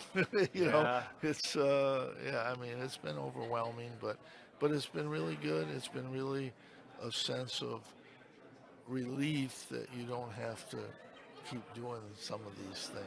We've seen Coach K around the program with John Shire taking over. We saw Roy Williams around with Hubert Davis. Jay Wright still around in Villanova. How much do you still want to be around as Adrian Autry takes over your program? I already told Adrian he's ready. I won't be at practice ever. I probably will not go to games. Roy chose to do that, and Mike didn't. I mean, everybody has to make their own choice. I probably won't go to games. If I do, I'll be way up where nobody can even see that I'm there. No cameras. And but it's his program, but I'm in the office. I still go in my office. He's going to take over pretty soon. But I talk to the coaches every day. Just how's it going? They'll ask me some things and tell me what they're doing and what they're trying to do. I'm going to try to raise money for different things at Syracuse and moving forward. But yeah, I mean, I won't be in, but I'll be around. I live in Syracuse. I'll always live in Syracuse. I love it there. But it's their program, and they'll do a great job, and I'll enjoy just kind of being way on the periphery. Although something tells me if Syracuse makes the Final Four, we talked to Jim Calhoun. He's flying here tomorrow. He's going to make sure to be in the building. But Jim Boeheim, thank you so much for a few minutes, and congratulations on your retirement. Thank you. See you in Binghamton. See you in Binghamton. Yes, we will. Welcome back to Maggie and Perloff. We're here on another legendary guest, and this is amazing. Now, we knew that our pal Nick in Texas was going to come by and say hello to us on the set. We had to bring him on the set for a lot because we've got important business. Nick, thanks so much for doing this. Thanks for having me. It's awesome to meet you. To meet your kids who you brought is the best. They are so adorable and so well behaved and cool. Okay, you have brackets to update us on Pearl Jam Season 2. What do we have so far? Well, all right. Going into the Final Four weekend, we do have a Salisbury again leading the brackets. Oh, no. They're like the Duke in North Carolina, this couple. I know. So he had Miami, so they are out. But he is leading. As for you guys, though, Maggie, you kind of slipped a little. You're down to 43. Oh, boy. Oh, no. It's not the bottom, so you're good. Thankfully, there were 10,000 people who entered this tournament, so I'm actually doing pretty well. We'll start there, and we'll keep going on up. So Mike Samter, we actually got him at 37. Okay. Andrew Pearl, though, he's actually not doing too bad. We got him over at 24th place. Yeah. I was going to go Florida Atlantic all the way, too. I just changed my mind at the last second, so I could have been higher. Man. Darn it. Remember, move by remember I was like, well, do I go with the Owls or do I go with Alabama? Anyway, go ahead. I don't even know if I had the right bracket there, by the way. So, and then Stu, who is back enjoying the Yankees games. Yep. He's actually at 34. So, you guys are right there in the mix. Not really in the mix of winning, but not at the mix of the bottom either. To be honest, Nick, my one goal for season 2 of the Pearl Jam was to not come in dead last. And the fact that just play the one shining moment for me, because I've achieved everything I ever thought was possible in this world. Yeah, and not being last. I actually didn't care how you did. I didn't care how Stu did or Mike did. I cared about one person, and that was my wife. And she... Okay, let's get the update on Sarah. Yeah. Do you want me to put that out there? Are you sure? Yeah, she's not last. All right, Sarah with an H. Thank you. She is 56th. Not bad. That's not bad. She's not at the bottom, so she's got to feel great. Did I tell you the story, Maggie? I think I told you this. Gonzaga played UCLA, and she needed that win to stay out of last place. Yeah. And Gonzaga won. She goes to me the next morning. She goes, I told you I knew more about college basketball than you. Still not wrong. Nick, thank you for tirelessly. We still have a little bit to go here until the champion is going to be crowned, obviously, on Monday night. But for you to take time out of your day and out of your life to do this for us, we can't tell you how much we appreciate it. Everything. And you're wearing the Maggie and Perloff merch today, and your kids got the T-shirts too. So this is a happy occasion for us. This is great. It's a great moment for my family and I, and we're really enjoying our time. We appreciate you inviting us down, and we'll continue to watch. Awesome. We hope so. You're in. We need you. We can't do the show without you. What are you, crazy? Okay, so Nick in Texas is here with his 2 adorable and amazing kids. Fantastic stuff. We got to keep marching on, though. Yes. Like March Madness, the show moves on as well. And for the Weedos and the Purple Drinkers in the chat, that one was for you. You can watch along with the show. YouTube.com/CBS Sports Radio is where to do it. Of course, we're across the country on our CBS Sports Radio affiliates. They're awesome. The free Odyssey app. Sirius XM channel 158, chatting with the Sirius folks over there. Coming up later in this hour, Bobby Hurley is going to join us. Of course, legendary Duke player, back-to-back NCAA champion, and now the head coach at Arizona State. His brother, Danny Hurley, is now coaching UConn. They are the favorites in the Final Four. Not only that, coming up next, Bruce Pearl, head coach, Auburn men's basketball. Always entertaining when Bruce Pearl stops by. Don't move. More Maggie and Perloff in just moments from Houston. You're in a 5-minute break.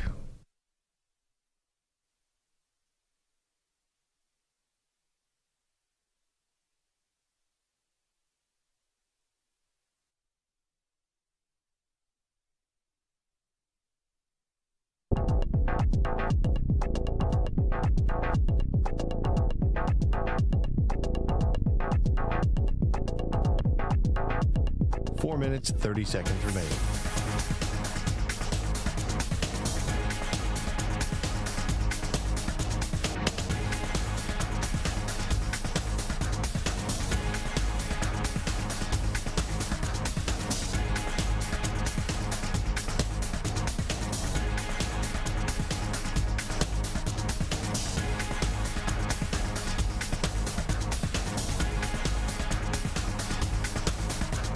Four minutes remaining.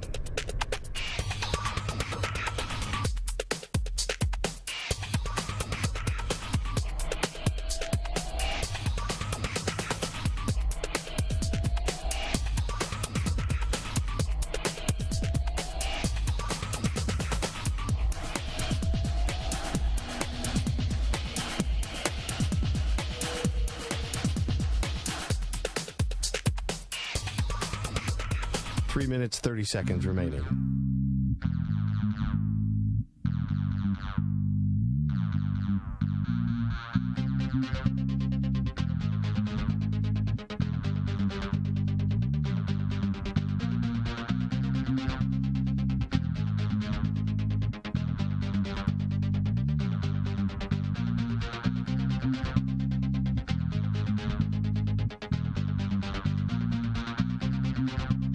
Three minutes remaining.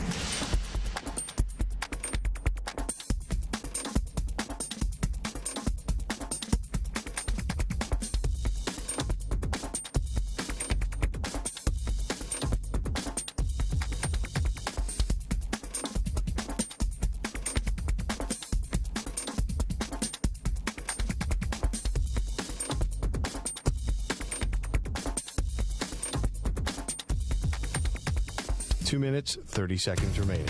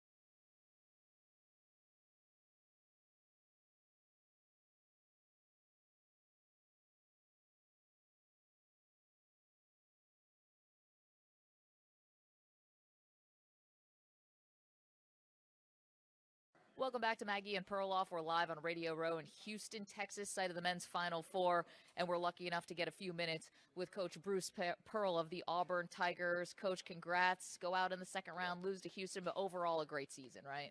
We rebuilt the roster a little bit and, was able to get in the tournament and advance, which is hard to do. Yeah. So you lost to Houston and you played Alabama during the season. So you know these number one seeds in this tournament. How surprised are you that we have all lower seeds and not those powerhouses? I'm not surprised, because even though we talked about, let's say, Houston or Purdue or Alabama, every year there's no great team. Like, everybody had weaknesses. Purdue's had really, really young guards. Houston did not have a lot of depth. Alabama was still young, and a tough physical team could bother Alabama. When I saw the matchup against San Diego State, I knew that was going to be a tough matchup for Alabama, because they were older, they were tougher, they could keep those kids in front of them a little bit, and they kind of rock them, sock them, beat them up a little bit, and that was the way to beat Alabama. I think, are you contractually obligated to nitpick everything about Alabama when you're the head coach of Auburn? No, because listen, I've always said, here I am on CBS Radio saying Nato's one of the best coaches in the country. He does a great job. They do a really good job evaluating players. They play the right way. But like I said, all teams had weaknesses. Of course. We played Alabama twice, and we lost to them in Tuscaloosa in overtime. The margin of victory for Alabama in Tuscaloosa was like 25 points. We had a 17-point lead in the second half that we lost. That hurts. I still wake up like that hurts, right? How long does that stay with you? Forever. Yeah. But so therefore, I knew that when we were there late in the year, and they weren't playing great, I knew that. I mean, they were vulnerable. I mean, everyone's talking about this, but is this the state of the game where we're going to see schools like San Diego State and FAU in the Final Four, and not necessarily Blue Bloods?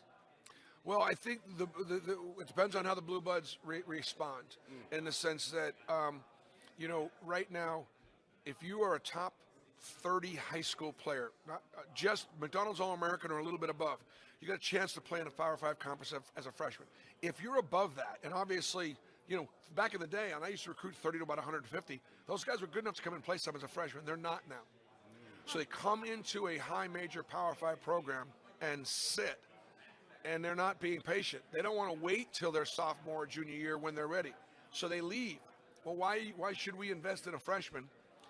Do all the work, put the 15 pounds on him, get a little hair on his ass, do the things that need to be done, and then have them go leave. We're better off getting in the transfer portal and letting somebody else do some of that work, and all of a sudden, that's sort of what's happening. So, yes, in answer to your question, I think you're going to see it makes more teams eligible to be able to advance through this tournament. It's so crazy. Bruce Pearl is here with us on our set at the Final Four, head coach of the Auburn men's basketball team. So how much, break down the percentage of your recruiting, transfer portal versus high schools? What's the breakdown now? Yeah, so the transfer has been in 2 years now. So my first year, we got one high school player. His name was Jabari Smith. Pretty good. Not bad. We've heard of him. Yeah. Third overall in the draft last year. No doubt. All right. And then I had 4 transfers. And all 4 of them played. The following year, partly because of the makeup of my roster, I had some juniors that were coming back. And I did not want to transfer portal over them. Should I have? Maybe.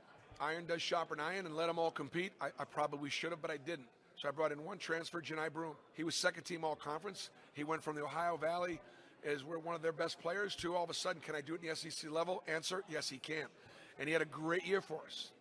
So, and then 3 freshmen. 2 of my freshmen didn't play very much and are in the transfer portal. I would love to have had them back for another year or 2 because they're going to be really good players someday, but just not today. Well, and that's what's hard about. So, in answer to your question, probably 1 high school player and 3 or 4 transfers. It sounds like the job has changed of head coach in college basketball a lot. Do you think that's part of the reason we're seeing a lot of the old legendary coaches and even not that old like Jay Wright walk away? Do you think it's a different job than it was 15 years ago? Yeah, oh, absolutely. And it's changed for sure. I think the hard thing about it is people say to me, have the kids changed? Because everybody thinks the kids have changed. And I say, a little bit, but not that much. But the parents have changed a lot. If your son is playing baseball and he's not batting cleanup, rather than telling him to stop swinging at the high ones, right, or spend some more time in the cage, we're just going to go find another team that'll promise they're going to bat you cleanup. My son's not pitching. He's not pitching. I'm just going to go put him on a team. I'm going to move schools. And so what we as parents do, we always want to fix it for our kids. You know what? No, you know what? Let the kids fix it. Let them figure out a way to go through a little bit of adversity and whatever. Now, look, I love the freedom of our country to do anything, and I don't think that there's anything wrong with transferring. I've transferred up several times in my career, took pay cuts to move on, to become whatever. It's great. There's the land of opportunity. So I'm not about that. But we are kind of teaching the kids to flee, not fight. And as a coach who tries to bring people together and look, these teams that are in this tournament right now, they say they love each other. They really do. They've really worked hard together to come together as a team, and that's what wins championships. And when you let the kids bail so easily, there are kids that have got 4 high schools in 4 years. It's something wrong with it. What kind of a dad are they going to be? What kind of a husband are they going to be? First time they have a bad argument, are they out? Are they out the door? That's the thing that could. And my job as a coach and a teacher is to try to get my guys ready to get out there in life and be a great father and be able to provide and be able to. But if they're constantly just jumping every time things get tough, it's not what I believe we're supposed to be doing and what I think we're supposed to be teaching. Bruce Pearl is our guest. So are you recruiting Bronny James? No, not because he's not good enough. We'd love Bronny. Bronny's a great defender and a great shooter, and obviously he's got pretty good pedigree, right? We think so. But he's out there in California. My way of thinking is he either stays out west or maybe goes to Ohio State or something like that where, back in Ohio where his dad, grew up. Who knows? Maybe he'll go to Akron. But, no, it was fun to watch him in the McDonald's All-American game. It was even funner watching my point guard, Aiden Holloway. Oh, there you go. Yeah. Did you I have to look at the track record. Did you recruit LeBron at all or no? No, whether I was at Iowa or Tennessee or wherever I was not in position to recruit LeBron, but I watched him in high school. Yeah. And he was a freak. even back then. Just a different. He was a man-child back then, but a lot of man-children don't continue to evolve. You know, they're bigger and stronger than everybody else, and then all of a sudden LeBron took those gifts and he just built on them to become the world's greatest. We're talking about Bruce Pearl. So obviously one of the most famous alums on the sports side for Auburn is clearly Charles Barkley. Sat down with 60 Minutes recently and was like, this NIL is going to make it so, you know, the pool of contestants is going to be so shallow, and then here we are with 3 teams in the Final Four for the very first time. So it didn't come true this year, but Charles was really critical of the college game. Did you agree with some You know of the what? things he said? I love the fact that Charles is old school. You know, it's funny because you don't see many guys in the world of entertainment that are a little right, little conservative, little. Charles believes in tuition, room, board, books, and fees. Look what it did for him, giving him the opportunity to do something. He also said he took 20 grand. Yeah, back in the day. Back in the day. But listen, I'm all for the NIL. I think it's great that these kids have an opportunity to not just go when they're done playing work at the Subway, but own 6 of them. I'm all for it, and this adjustment should have been made years ago. Yeah. Coach, we're interviewing a lot of great coaches today, legendary coaches, but I decided to wear a shirt to honor you. So I picked it out today just because you're going to be here. Oh, my God. I remember that shirt back in Tennessee, right? Maybe. Jim Boeheim's coming on a little later. Oh, that's Pearl Washington at Syracuse. Yeah, did they make an orange Bruce Pearl t-shirt? Yeah. Bruce is my homeboy. Yeah. Yeah. Oh, yeah. Yeah, no, Pearl's girls. I had not quite Pearl, but hey, how quick a pickup it was for me to go to Pearl Washington. Yeah. Not many Pretty people good. are you going to have on the show old enough to know who Pearl Washington was. Yeah, by the way, when he was talking about the old coaches leaving the game, he wasn't talking about you, by the way. Yeah, especially when he's talking about the Hall of Fame. I've been in a few Hall of Shames. And maybe a Hall of Fame at the end of this, but a lot more years to coach. Bruce Pearl, congratulations on, again, another great season. And for Jabari Smith and Walker Kessler, now 3rd in Defensive Rookie of the Year voting. I mean, pretty cool stuff. Thanks, Maggie. Congrats. War Eagle.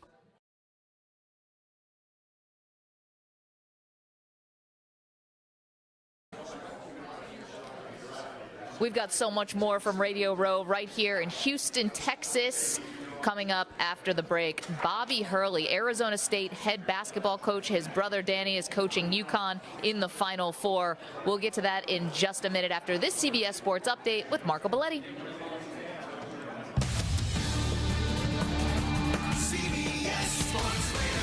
Sports Flash. All right, guys, you're talking about it coming up. Final Four in Houston, San Diego State, Florida Atlantic will get things started. Dusty May trying to let this moment soak in. Extremely rewarding to see a group give as much as these guys have all season. Shots, playing time, minutes, everything you can imagine. Great, 100% effort every day in practice, and then be rewarded, because there's never a guarantee. It's always you're relying on faith that you believe is going to happen, but you never really know. That's, of course, followed by UConn and Miami. Hurricanes in search of their first national championship, while the Huskies trying for their 5th since 1999.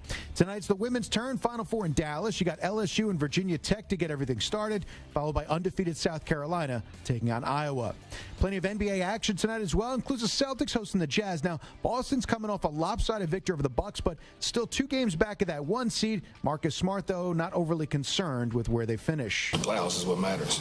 You still got to go out there and play and win. So, wherever we place, that's where we at, and we'll deal with it. So, but for us, we want to be able to go into the playoffs, playing the right basketball. Night ends with Phoenix Suns and Nuggets. Suns just a half game up on the Clippers for the 4 spot. I'm Marco Belletti. Big Final Four Friday preview on the Zach Gelb Show. The always entertaining John Fanta stops by, and we'll talk to you later, 6 p.m. Eastern, 3 Pacific. CBS Sports Radio.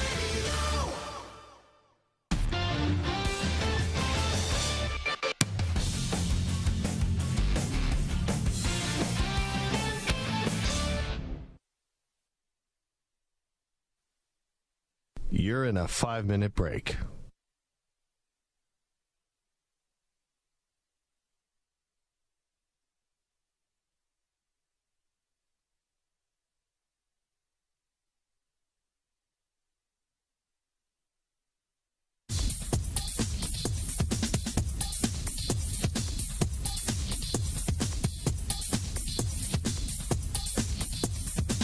Four minutes, 30 seconds remaining.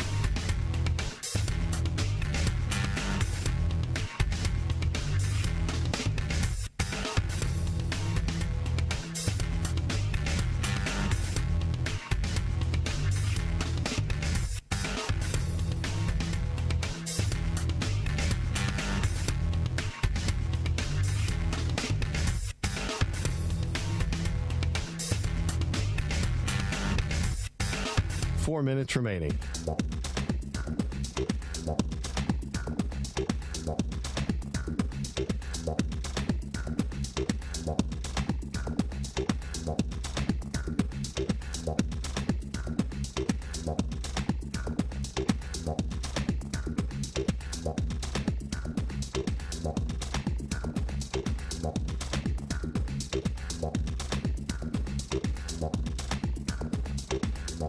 Three minutes, 30 seconds remaining.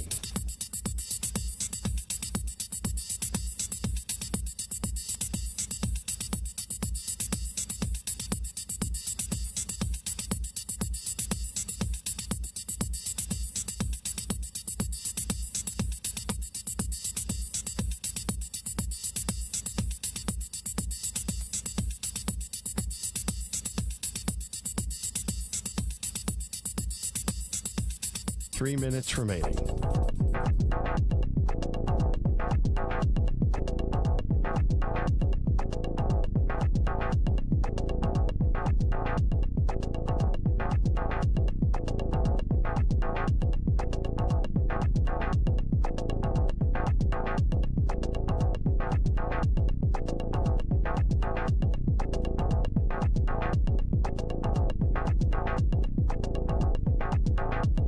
Two minutes, 30 seconds remaining.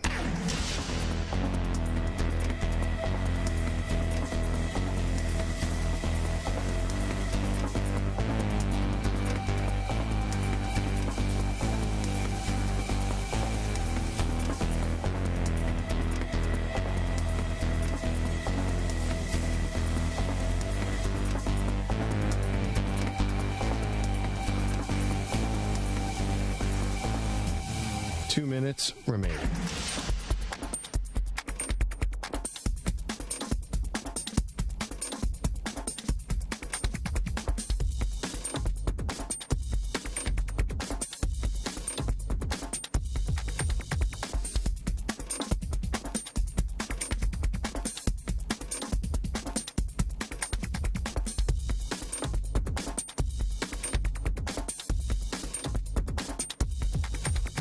One minute, 30 seconds remaining.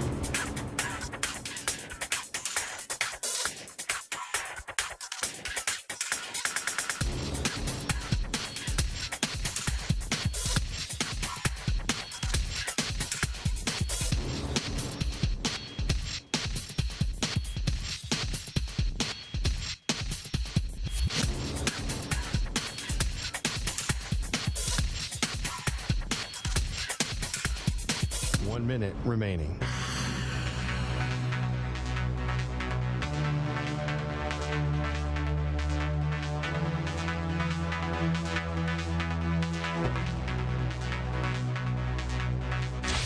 Five seconds remaining.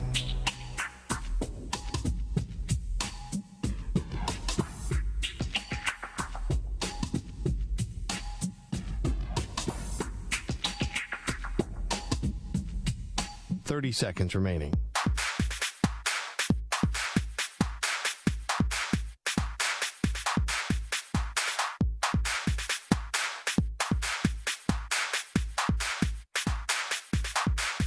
Fifteen seconds.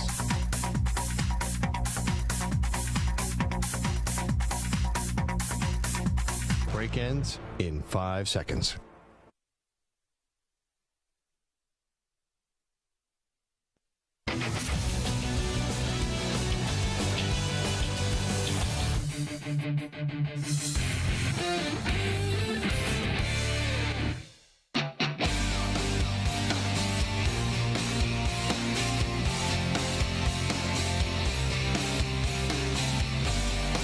Back on Maggie and Perloff from Radio Row in Houston, Texas.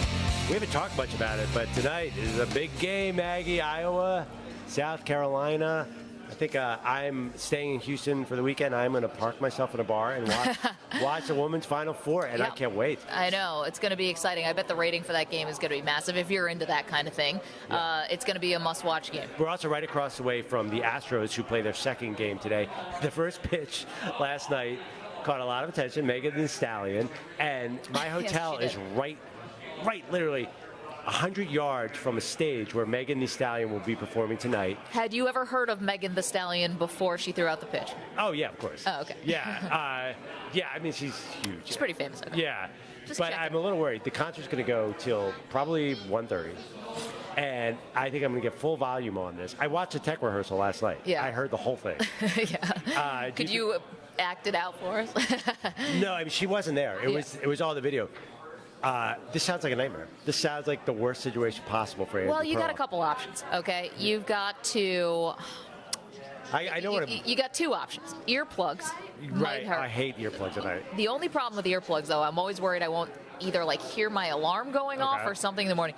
Or what you can try to do is be asleep before the concert starts, and then maybe you'll get lucky and just sleep through it. Oh, I thought you were going to say the white noise app on my phone. Oh, you could do that, too. The white noise would be blasting, but last year in this very same situation, I got stuck an extra night because my flight was canceled in New Orleans. Yeah. And the only room left in all of New Orleans was on Bourbon Street during the Final Four.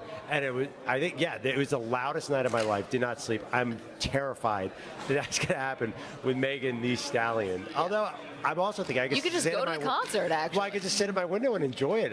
Can you picture me in my hotel room alone, jamming out to this concert? Yeah, sure. But baseball, there's also a baseball game tonight. Baseball is already chock full of great stories this year, little side stories. What's Yeah. the one that you love today? Well, this one, I'm conflicted on this one. Okay. I am. Because the Tampa Bay Rays, who, like your Phillies, had an 86-win season last year, they got swept in the wild card round. Yeah. They lost to Cleveland.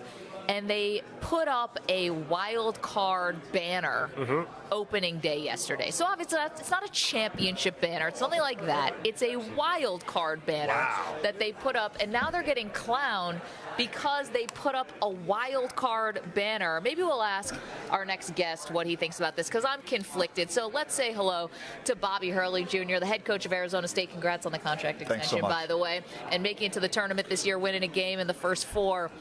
Okay, we'll get to the basketball in a moment, your brother, everything. But the Tampa Bay Rays put up a banner opening day because they made the wild card last year.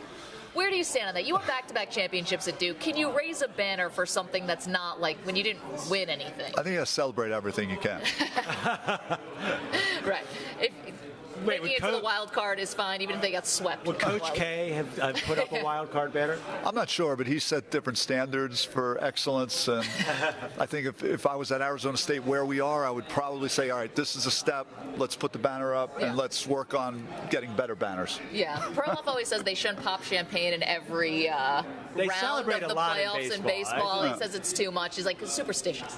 Yeah. I don't know where you stand on that. Well, you guys should ask Dick Vitale, right? He would give you a good answer. Dick's, I think, a Tampa guy, big time Rays fan. Yeah, we shouldn't ask a New Yorker like Bobby Hurley about the Rays. It doesn't make any sense. Okay, let's get to things more pressing, which is obviously your brother coaching in the Final Four. I mean, I can't imagine the conversations you guys have been having over this run. Can you give us a little insight of what they've been like? Well, I mean, it's been a roller coaster for both of us, and he started out lights out, start the season, but considered one of the best teams in the country. And as seasons hand you, you go through some tough stretches. He went through one. I went through one, so we kind of did it together. We talk to each other every day before the game. That's our routine. I don't think I've watched another team in college basketball as much as I've watched UConn. So I don't think any other coach has. So we follow each other's programs, that closely. Just excited to see. I could see that they were getting closer as the season was ending, really getting some momentum. And then I remember talking to him after we blew out Nevada and Dayton, and I'm getting ready to go play TCU, and he's getting ready to go play Iona, and we felt like, hey, we got to get this one. We got to break through, and this is kind of the conversations we're having. And 3 weeks later, he's in the Final Four, and I'm sitting here with you guys. Well, not a bad consolation prize, if we do say so. Are you allowed to give basketball advice in these conversations, or can you say anything you want, or do you have any advice for the Final Four, for example? It's more like how you feeling, how you holding up, because we get very anxious, we get very stressed. I'm already getting nervous energy for him, and his is like times 1,000 of what I'm feeling right now for him. So it's more like we're sounding boards for each other, hey, but he'll ask, okay, you're playing UCLA, what do you got to do tonight? And then so I'll rattle off 5 or 6 things, and or one of my players rolled his ankle in practice yesterday. Oh man, I got to get through this somehow. So it's just there's a variety of things that will happen on those calls. Bobby Hurley joining us here on the set at the Final Four in Houston, head coach for Arizona State men's basketball. There was an article written recently about your brother, and it was so candid. It was amazing, really. And he talked about the struggles mentally he had trying to live up to your father, who's a Hall of Fame coach from the high school level, 26 state championships there, high school championships. And for you as a back-to-back champion at Duke, and then going on to the NBA, and he even thought about quitting basketball. Did you know he was struggling in that way? Yeah, we had a day where I was playing in the Garden at noon versus the Knicks, and I was in the NBA at the time, and then he was playing later in the afternoon against St. John's, and we both didn't play well. I didn't play well, and we lost to the Knicks. They were really good then, and then he played, and he didn't play well either, and it had kind of all boiled over for him, and I could see there was no joy in what he was doing. All the pressure and the stress, and as a coach, I know the pressures on our players and stuff, but the mental part of it, man, it kind of broke him down. And so us talking about it, he took a step back and took some time. And I think he recaptured his joy for playing and went back with a clear mind and finished his career. I mean, he's like a 1,000-point scorer in college too, which is a really good career. He's a really good basketball player, but I always felt guilty about just him having to do it based on all the success I was having, because he and I were such good friends. It's not fair to put that type of pressure on a young kid that's not even a pro. So it was he always lived like that with me. That's why these moments are unbelievable. Just stepping back and watching him do what he did in Vegas, and it's all about him, and the spotlight is on him. For all the times he had to listen to people want to talk about me or my dad, this is his moment. It's his time, and it's special for me. You talk about pressure in the Final Four. I'm thinking back to your Final Fours. You guys didn't look the players didn't look like they were feeling pressure. It looked like you couldn't wait to get into that moment. I mean, this is what you live for. It's to get this opportunity. It's everybody starts their season dreaming of being here. So, I mean, it depends what your makeup is. Are you going to get nervous? Is that in your nature, or are you just going to let it rip? And I was more on the let it rip side. More fearless. If I have a shot, I'm going to take it. If I got to play, I'm going to make it. If I got to stop my guy, I'm going to guard him. I just kind of had the mindset of just letting it all out, man, and just giving it everything I had. Bobby Hurley is joining us here on set. Okay, so big transition, obviously, with Coach K retiring last year, but Jon Scheyer takes the team to the tournament. I mean, what do you think of where the program is now? How close and connected are you still to Duke? I mean, I always follow it. Any games I could watch, especially the Carolina games, are always personal for me, just being in that rivalry. It all seemed personal to you, though, Bobby, when you were playing with us, Carolina or anybody. Yeah. But take a lot of pride in the program always, and just the things that I did there, special memories. That's why I tell my players, turning pro was great, being a lottery pick was great, playing in the NBA, but I don't think it ever equated to the things I did, winning championships and the moments I had at Duke. So we'll always cherish that. We'll always want to help the program in any way. I think Jon Scheyer is going to do a great job. He's already got a year under his belt now as he moves one seat over to see and work through a lot of things. And he's going to recruit at an elite level, and it's Duke, and they're going to have players, they're going to have talent, and they're going to be in position to go deep in the tournament in the future. Talking to Arizona State coach Bobby Hurley, a lot is being made of the makeup of this Final Four.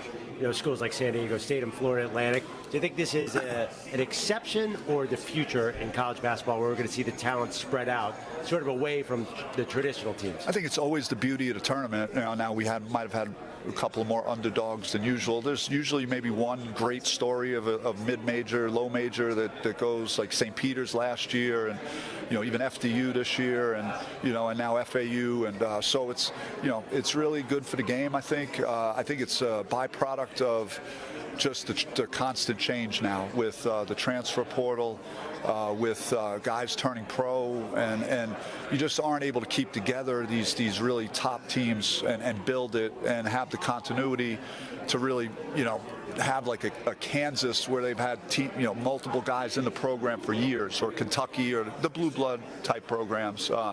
So I think you will see more surprises in the future than the traditional favorites just loading up in the Final Four every year.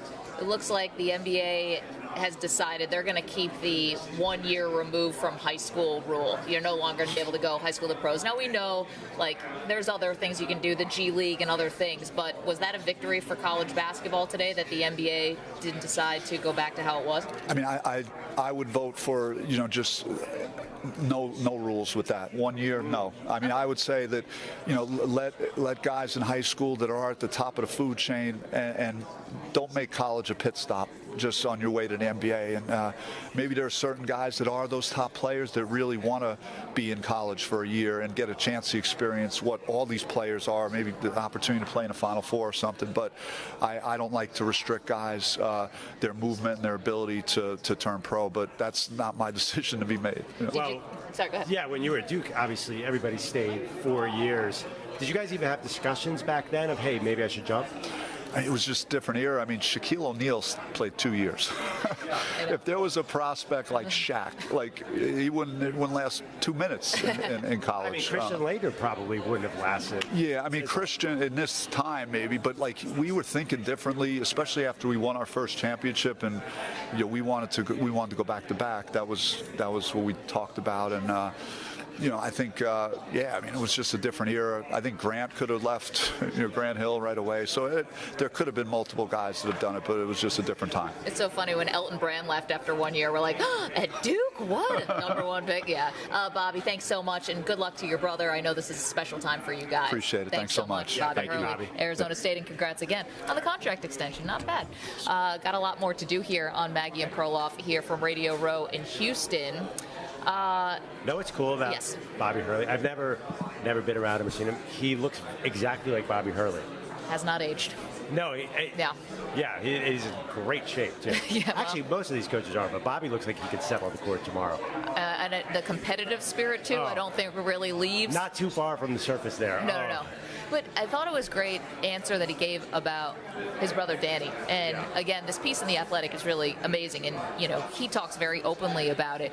And, having to live up to this, right? Sure. Like, people who around the country might not know about their father, but he's a legendary coach. I'll tell this story where I was covering high school sports in New York and in and around New York City. This is, he's coaching in Jersey City, which is right across from Manhattan. And I go to show up to one of his practices, and sitting there taking notes was Lawrence Frank, who at the time was the head coach of the New Jersey Nets and now is running the Los Angeles Clippers. And he was just there watching Coach Hurley Sr.'s practices, taking down drills and stuff like that. I'm like, this is wild. And so you have a father who's literally in the Hall of Fame as a high school coach, and then you have your brother, and like Bobby Hurley and Duke, those guys were so big. And then Danny did have his own good college career at Seton Hall, as Bobby said, 1,000-point scorer. But how do you live up to that, right? You're never going to be as good a coach as your dad. You're never going to be as good as a basketball player as your brother. And the joy of the game was basically taken from him. Yeah, and the funny thing is, the irony, now they're the heavy favorite. I know, yeah. So he has sort of like, you could be a great underdog story in another tournament, but not this year. It's going to be hard for him to get that lane going. Yeah. Okay, I'm going to spring this on the guys back in New York, so I hope I don't. But let's do our bracket. Can we do our March Madness, the Maggie and Perloff bracket of the worst, and quickly update this? We'll take our NC. There you go. Yeah, guys. Love it. Our bracket of the worst tournament. Perloff, can you believe it? We're down to the Final Four. I really can't. I know you can't. Elite Eight matchups. Here are your finals. An upset that I never saw brewing. Third-seeded Trouble falling asleep takes out 1-seed Low Shower Pressure. Oh, wow. I know. That's the worst idea I've ever heard in my lifetime. Moving on. You never know what's going to happen in the Elite Eight. Moving on. 1-seed Losing Your Luggage sends home 5th-seeded Stepping in Dog Poop. West region, another blue blood here. Number 1 seed Moving took out 3rd-seeded Traffic Jams. Tight game. Could have been overtime. And then the Midwest region getting hacked as the second seed takes out flight cancellations. And so now your final four in the Maggie and Perloff bracket of things that are just the worst. Number 3 seed in the East, trouble falling asleep, fresh off a number 1 seed upset, takes on number 1 seeded losing your luggage. In the Western region, the number worst. 1 moving. Really the worst. Thank you, guys. Number 1 moving takes on second seeded getting hacked. We march on. Wow. Thank you. I think getting hacked is a great chance. Getting hacked is really like flying through this tournament in a way that I probably didn't foresee. Well, getting hacked, I think, is closer to being robbed at gunpoint than some of the other things.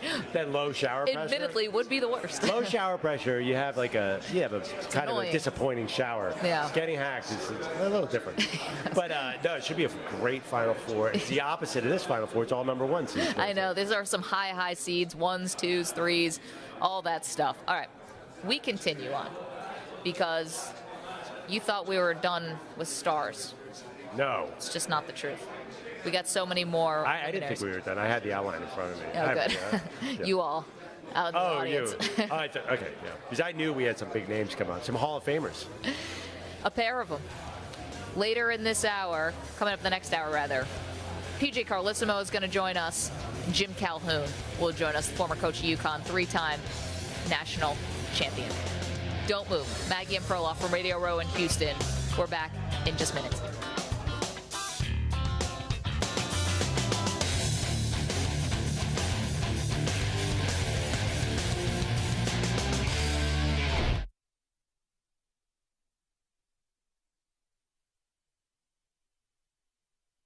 You're in a 5-minute break.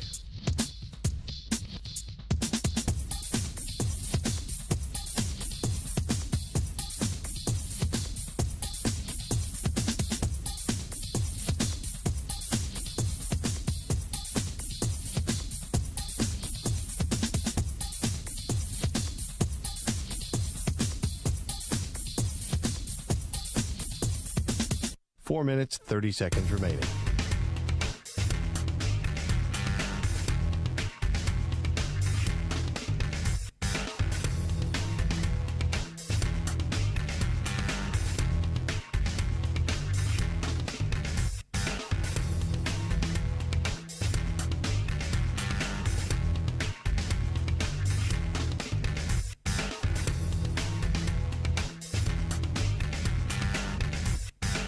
Four minutes remaining.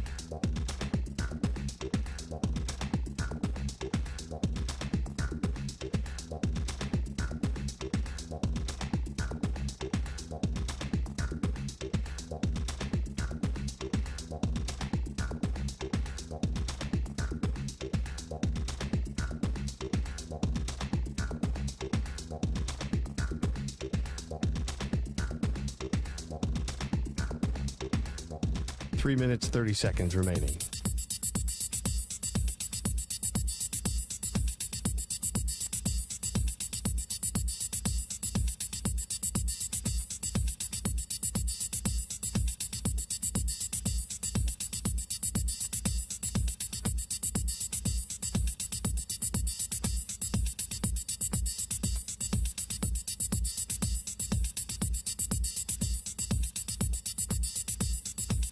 Three minutes remaining.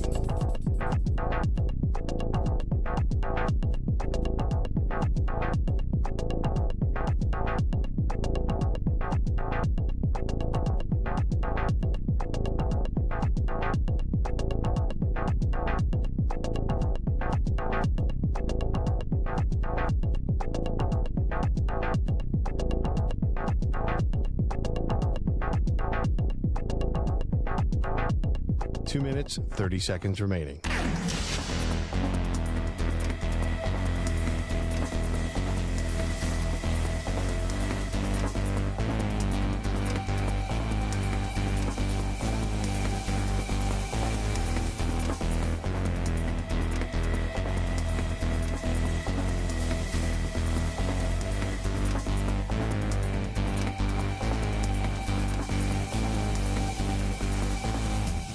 Two minutes remaining.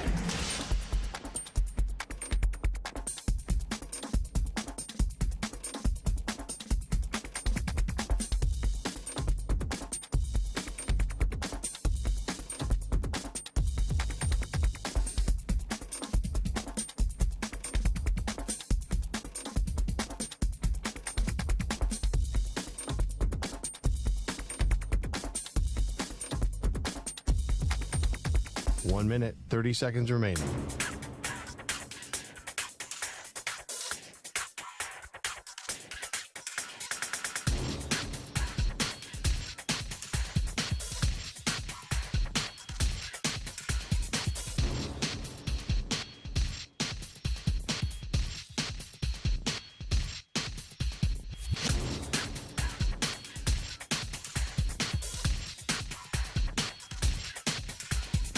One minute remaining.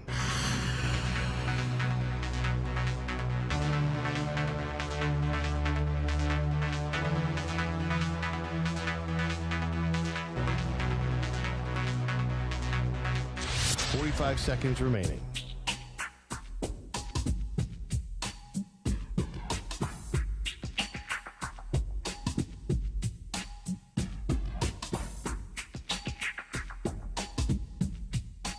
Seconds remaining.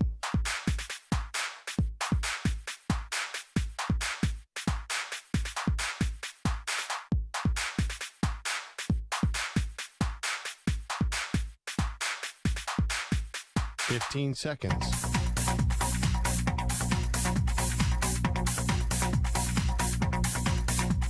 Break ends in 5 seconds.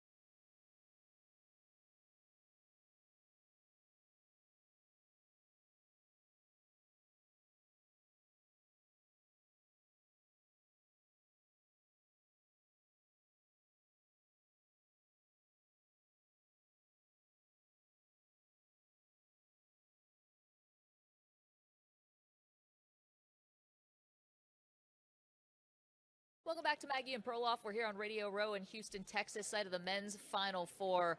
And we get to be joined by someone who every basketball question we could possibly ask, this man has a unique answer. It's PJ Carlesimo. He's in the Hall of Fame as a member of the Dream Team, longtime NBA head coach, the Warriors, the Blazers, assistant with the Spurs, obviously coached Seton Hall to a Final Four. Did I miss anything? We were just talking. No, unfortunately, we don't have enough time, Maggie. You start listing all the places I've been fired in the NBA. That'll be the end of the show. Hired to be fired. That's what they always say. But we were just having a conversation about this new movie, Air, that's all about Michael Jordan signing with Nike in 1984. You said you lived a lot of this because you were a Nike guy. Well, I've been a Nike guy my whole life, and Sonny Vaccaro, I think, was on with you yesterday. Yeah. First of all, is maybe as knowledgeable about basketball. I mean, some people forget. I was an East Coast guy to begin with. I grew up in Scranton, Pennsylvania, and Sonny ran the Dapper Dan game in Pittsburgh for a lot of years. That was the game in the country. For scouting high schools. It was unbelievable. Sonny signed me to a contract. I still have it. Calling it a contract is probably generous. It was a yellow legal pad. It was a sheet from a yellow legal pad. He lived on Koval Boulevard in Las Vegas at the time, and it was a huge amount of money. I don't want to say it was probably the biggest Nike contract. I think it was $1,250, $1,500, $1,750. It was a 3 year. Just like Jordan. Yeah, exactly. Just like almost the same. I think it is what they signed Michael for when Sonny convinced Phil Knight to get into college basketball and really transform for college coaches because Nike set the tone right from the beginning. And Sonny and Phil signing Michael, that took the thing to a whole different level. So I'm really anxious to see this. Yeah, obviously you didn't recruit Michael Jordan. No, we didn't, but it would have been the same result. He would have ended up in Carolina blue, not in Seton Hall blue, had we. No, in all seriousness, were you one of the first Nike deals or the first Nike But deal? no, I wasn't. I was one of the early ones. Yeah. It was a group the year before, and I'm going to say names I'm probably wrong. A couple Philly guys. I think Paul Westhead, Jim Lent, some of those guys. I think Lute, Tark. It was an impressive group. but it took time because everybody thought, as was often the case with Sonny, they thought he was out of his mind because he's an outside-the-box thinker, and he understood how it could be so good for school. I mean, really in the beginning, the schools were so happy, and honestly, I was at Wagner at the time. We talk about Danny Hurley at Seton Hall. Danny and I both coached at Wagner at different times. Bobby was assistant when Danny was coaching at Wagner. We were happier with, I don't want to say the administration didn't care how much money I was making, but we got free shoes, we got equipment, we got gym bags and stuff. That was really significant.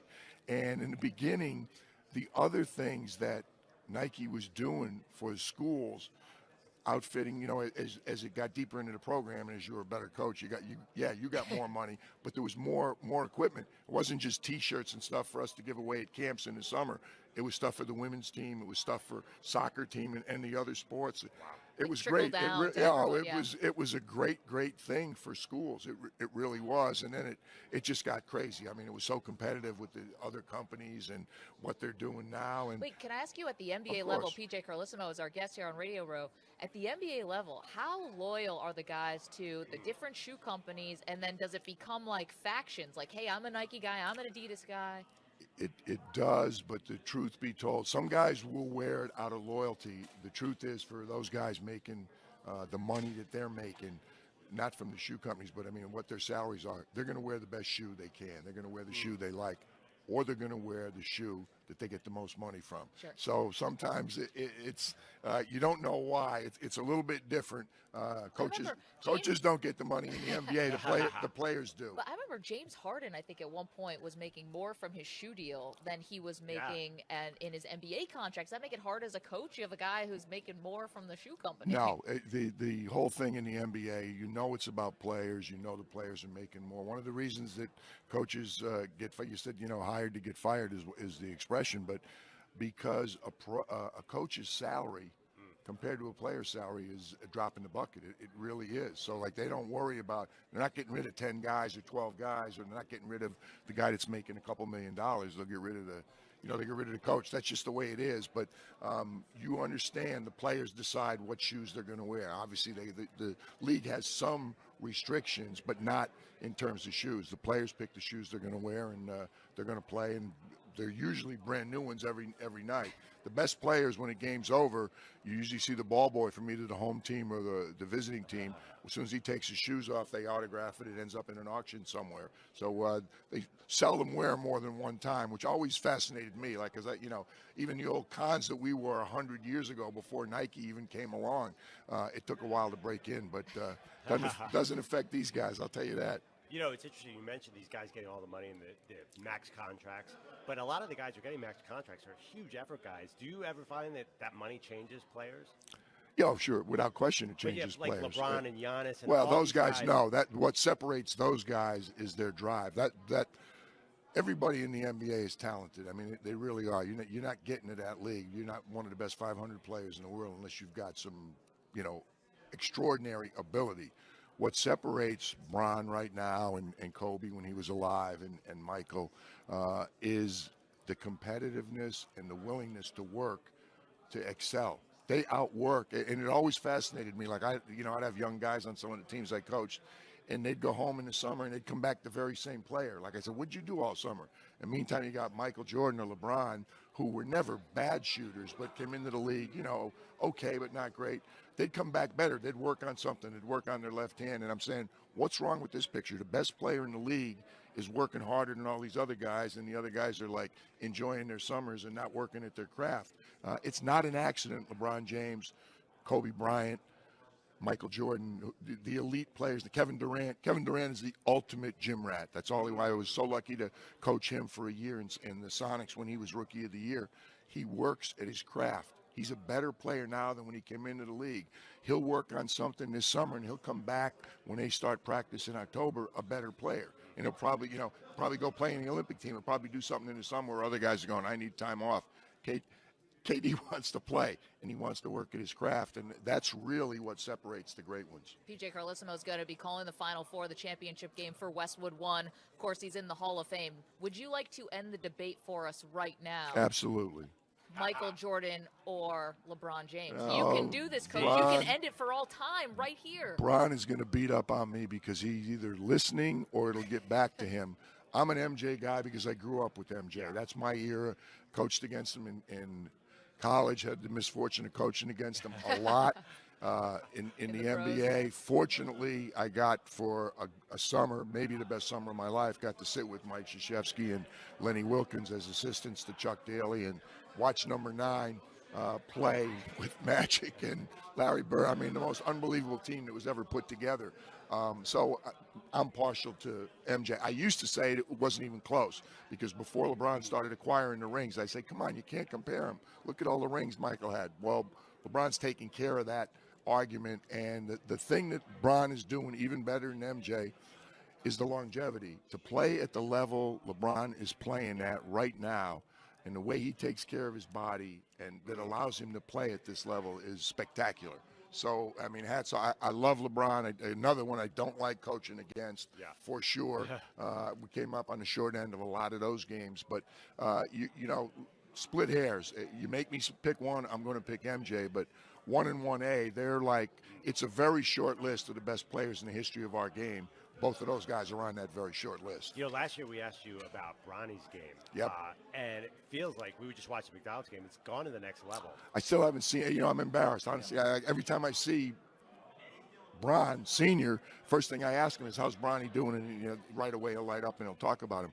I have seen so little of him. I've never seen him in person. I've seen him on TV, but not as much as I should have. So I need to do more work, especially living on the West Coast. And I missed the McDonald's. You know, I've been so, the last 3 weeks, the best thing ESPN does for me is they allow me to be with Westwood One for the tournament. It was great. I mean, most of the year I'm with Mark Kestisher doing ESPN radio for the NBA, and we'll be back there as soon as this is done. We'll be back in the playing games, and the rest until the end of June. I'm lucky enough to get to do the NBA right through the finals. But so I haven't seen him. I do need to see Bron. I got a hunch I'm going to see him at some point. I got a hunch his father's still going to be playing too. So it's going to be interesting to watch. They're going to be teaming up together, according to LeBron. I tell you what, normally I would laugh at that. I've learned not to laugh at anything LeBron says, because if he wants it to happen, it's probably going to happen. Coach, we love when we get to spend a few minutes with you talking basketball. Have a great Final Four and championship game. We'll listen to you in the NBA playoffs, too. Happy to be with you guys. Thank you.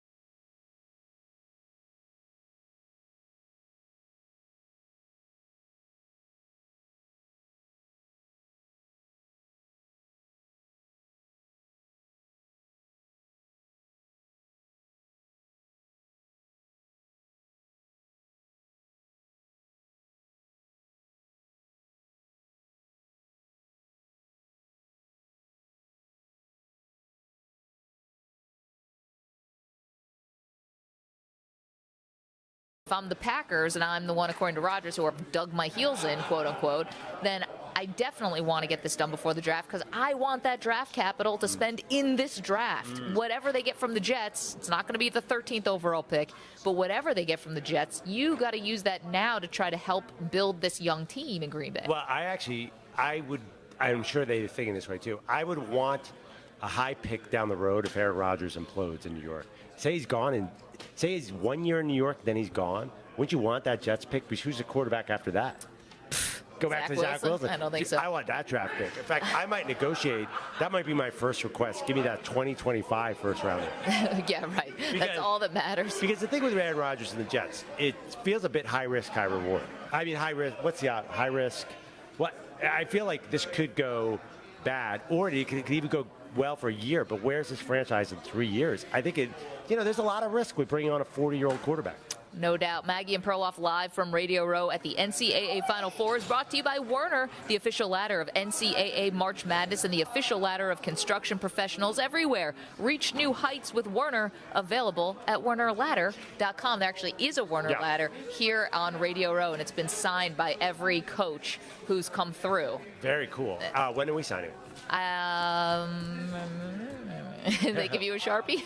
I don't know. I want to put my name right between Jim Boeheim and Carlesimo, great Big East legends. No. What if I did sign it? I would be like... I think you should go over and sign it. I don't think so.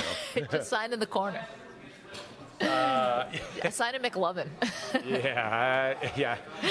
I don't think, we already had enough embarrassment today when you made me go to the Princeton coach who was not the Princeton coach. No, definitely wasn't. I don't want any more embarrassment. I think that my word is now no longer going to be good because I told Perloff I was 99% sure it was the Princeton coach, and it definitely wasn't the Princeton coach. Oh, it sure wasn't. It sure wasn't. Well, I'll get him next time. Sorry about that. Yeah. And I'll promise to do better next time. I had another, right after that, 5 minutes later, I walked up to say hi to my old buddy Doug Gottlieb. Yeah. And he's looking at me like I'm crazy. He's on a Zoom interview with a major network. And I'm saying, hey, man, what's going on? Hey, want to get dinner later? It was a really tough 10 minutes. Very cool. Wow. I'm actually having dinner with fake Mitch Henderson. Whatever his name is. Not Mitch Henderson. All right, coming up, he was a 3-time national champion at UConn. His former team, obviously, back in the Final Four. Jim Calhoun, Hall of Famer, joins us next. Don't move. More Maggie and Perloff from Radio Row in Houston. We're counting down to the Final Four. Right after these commercial break, and we're back in a flash. You're in a 5-minute break.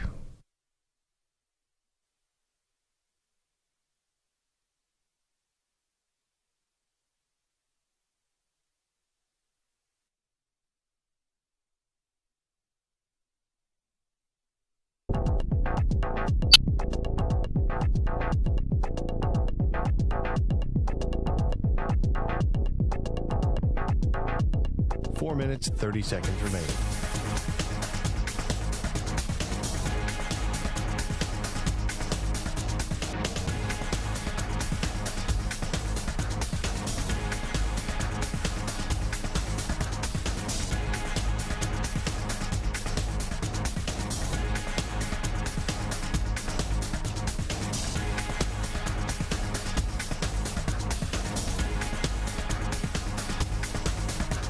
Four minutes remaining.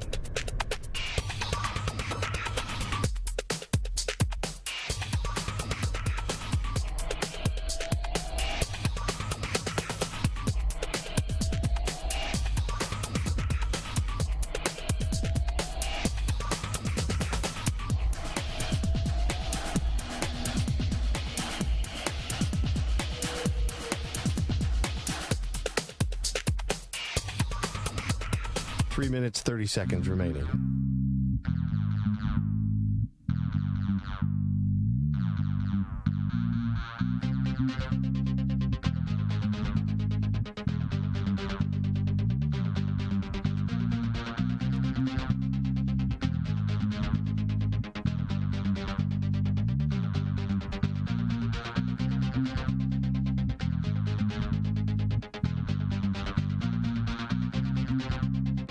Minutes remaining.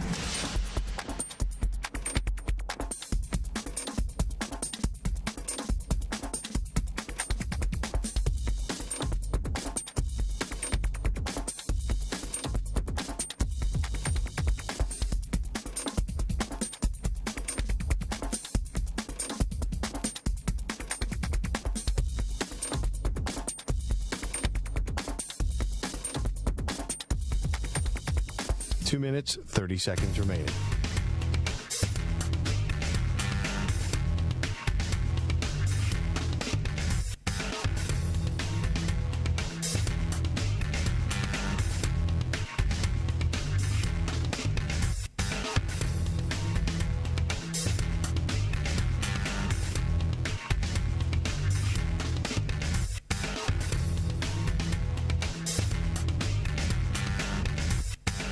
Two minutes remaining.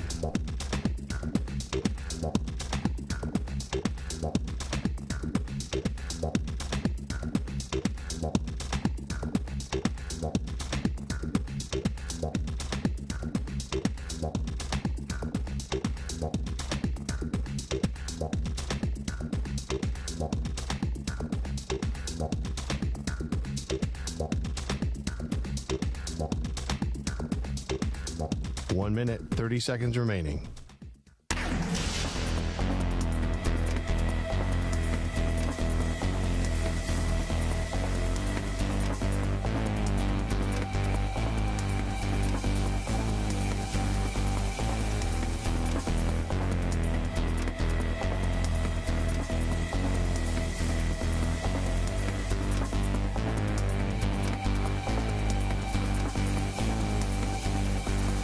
One minute remaining.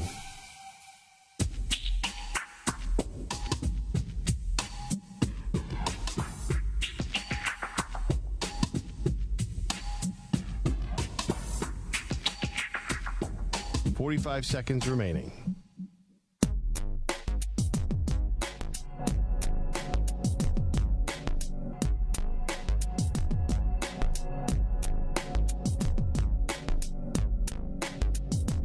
Seconds remaining.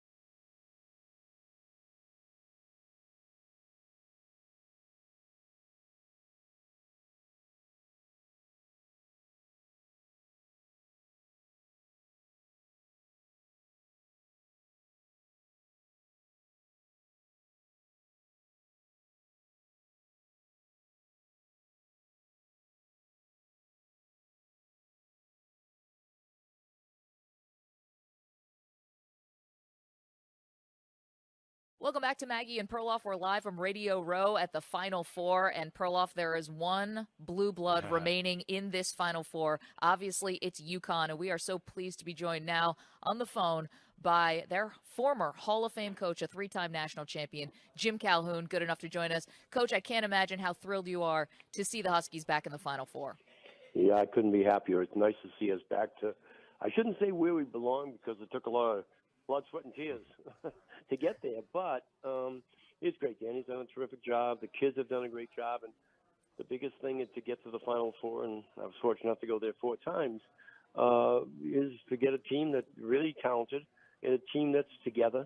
And most importantly, understands who it is. And we do that, and I think we're the best team in America right now. And I guess we have a weekend to prove it. Coach, Maggie mentioned blue blood. What does that term mean to you when you hear college basketball blue blood? It means Connecticut. It means Kentucky. It means North Carolina and Duke. It means Kansas. I'm not sure it's still, because it's been so long, it means UCLA, but it means the teams that have accomplished a lot over a period of time. And I'm being a little bit partial here, but over the past, since 1999, this is our sixth trip to the Final Four. So I think we're blue blood without question, with the kind of players we've had and the things that have happened, and couldn't be proud of what Danny and the team is doing this year. And I think it adds to the fact that we are true blue blood. Coach, when you made Final Four trips and won championships, how does that help you in recruiting? It must be like the 4 teams here this weekend, the coaches must be using this to try to get the next generation of great players there as well. If they're not, they're making a mistake. Somebody goofed up. No, but I think that the thing it certainly does attract kids. But the most important things to us would be a Kimball Walker, or Ray Allen, or Rip Hamilton, et cetera, a Jordan Hawkins today. Those kind of things, and the kids see them going on to the NBA career, that may be as important as anything else. And here's what's happening. When you're there, the nation goes from 364, which are the number of Division I teams, down to 4. And all of a sudden, in every place in America, they know your name, and they know your game, and they certainly know your players. And that makes a big difference in recruiting, no question. We're talking to the Hall of Fame coach Jim Calhoun, formerly of the UConn Huskies, here on Radio Row at Houston. And, Coach, UConn has steamrolled through this tournament. They've been winning by a margin of like 22 points, basically, on average. In the past, that has not been a recipe for success in the Final Four. Why could that be different for UConn? Well, because they're the best team. The reason that they're winning so big is, A, they believe in themselves. They're on an incredible roll. The one thing we're doing now, we're not going down the road, and we're not going up the road. We are going straight downhill. We're on an incredible momentum drive that I've seen over the past time. We had one hiccup in the lost 2-point game to Creighton in the Big East tournament, but since we made the turnaround, after losing 6 out of 7 in January, we're an incredible team. And here's, in my opinion, what's happened. We had a great group of talented kids that after a great 14-0 start, stubbed their foot, but then started to believe in themselves, started to readjust and to determine who we are, and what we do. And everybody started to believe that if I do my job, we will do a team job, and they've done that incredibly well. And Danny's done a great job of pushing the right buttons, and right now I don't have any question that we're the best team in the country. And I do think it takes a lot of people buying in to make that happen, and we certainly have. Coach, the way you describe it, it's almost if different parts of the season you have a different team. Is that how teams work through the year? You might start one way and be a different place, and obviously you want to be at the top in March, but it almost feels like the Huskies have been a different team at different parts of the season. Yeah, the first part of the season, we were just getting going, but we beat very good teams, including Alabama, et cetera, et cetera. And then we got to the league, and we got beat up a little bit and lost our confidence, and that 1 or 2 losses became 3 or 4 losses, and things happen. I can still remember quickly with Kemba Walker, that 2011 team. We went over to Maui and beat a very good Wichita State team, beat a Michigan State team with Tommy Izzo, and then Kentucky by 20. And then we came back. We had a lot of young people in the middle of the season. Kind of the same thing happened. We stumbled our foot. And pretty soon, though, by the time this season ended, we grew up quick after having some setbacks. We went on to win 11 straight, 5 days in the Big East, and then 6 in the NCAA tournament for an incredible year for us. And I just think that a lot of teams change during the season. If you don't evolve, you stop. You never want to stop. You want to keep evolving. And even if you have to take a step backwards to go forward, you got to do that. And I think the guys readjusted. Danny did a great job with that. And the players, though, that's the most important thing. Do the players buy in? I think there's no question. Sonogo knew his role better. He's going to score the ball when he gets it. Hawkins has to develop more and more confidence. He's shooting 51% in 4 NCAA tournament games from the 3. So, I mean, yeah, they bought in. Kids coming off the bench know what their job is. And once again, I think we're a team right now with a great deal of momentum. Does it guarantee us anything? Nothing. What it guarantees you is the opportunity to play 80 minutes of basketball and have something great come at the end, as you guys described it, standing on that ladder. Coach Calhoun with us just for a few more minutes here as we're on Radio Row. He's going to be out in Houston soon, or tomorrow rather. Coach, I've been lucky enough to interview you a few times throughout the years, and I noticed that in the way that you talk about Kemba Walker is always just maybe a little bit different than the rest of your guys. I'm not going to ask you to pick favorites because I know that would be impossible, but is there something about Kemba that you feel stands out even over some of the other amazing runs you've had? We've had great players, Caron Butler, Ben Gordon, Ray Allen. I mean, the great players that we've had. But Kemba Walker is one of the most unique human beings I've ever met. Was a great leader for us. He was fearless.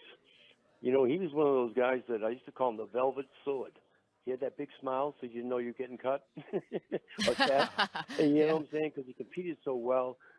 I still remember the younger players he had that year, Shabazz Napier and some of these guys, and goes on to play in the NBA himself. But how they followed Kemba around because he really was an incredible person. And by the way, when he got into the gym, he was home. He smiled because he loved competing. He loved playing basketball.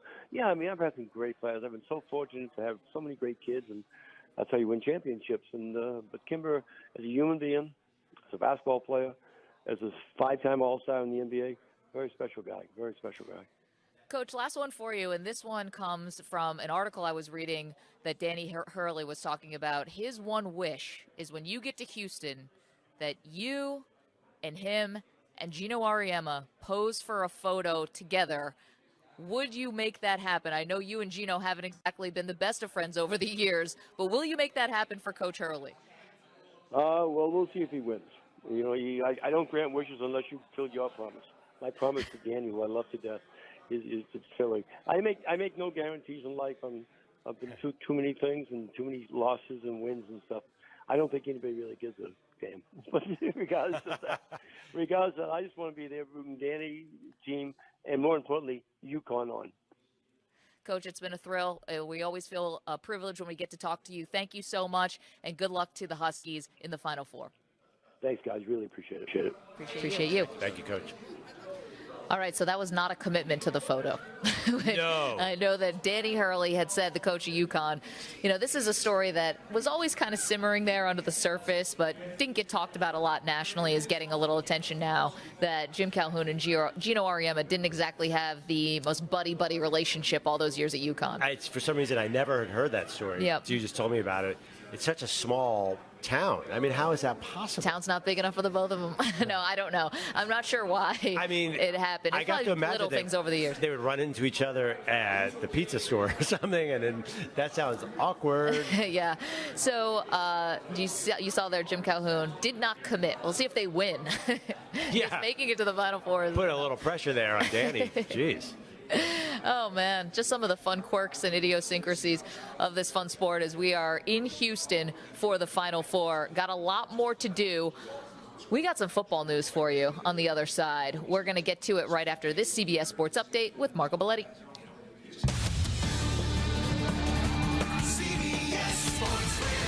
Sports Flash. All right, guys, coming down the last couple weeks of the NBA season, just a handful of games left to play, but playoff picture remains murky at best. Western Conference remains all bunched up. 4.5 games separate the 4 seed from the 11 spot and out of the play-in tournament. That's where the Mavericks currently find themselves. They'll be scoreboard watching tonight.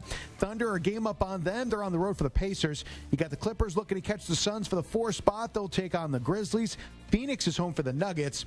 Warriors want to make sure that there's no slip-ups as they welcome in the Spurs. And the Jazz on the road for the Celtics. Now, Utah currently on the outside looking in. They're a game and a half back. For Boston, coming off a dominant performance against the Bucks, but Jaylen Brown knows they need to keep their focus going into the postseason. All we got to do is just continue to play basketball, take care of details, hone in, and try to reach our full potential. And, it's never too late for stuff like that. Women's Final Four tonight. Things getting started with Virginia Tech taking on LSU. That'll be followed by Iowa looking to hand South Carolina their first loss on the season. And every team got their season started opening day. Just a handful of games today. Begins with the Mets and the Marlins about an hour from now. I'm Marco Belletti. CBS Sports is everywhere, at home, in your car, and, of course, on your phone and tablet. Find us on your local affiliate, SiriusXM Channel 158, or the free Odyssey app. CBS Sports Radio.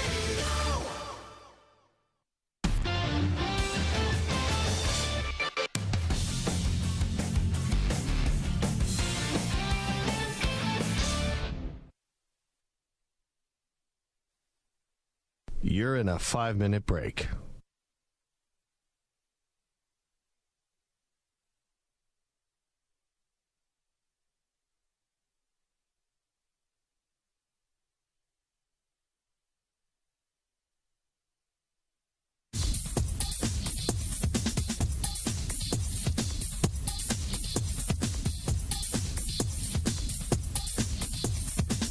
Four minutes, 30 seconds remaining.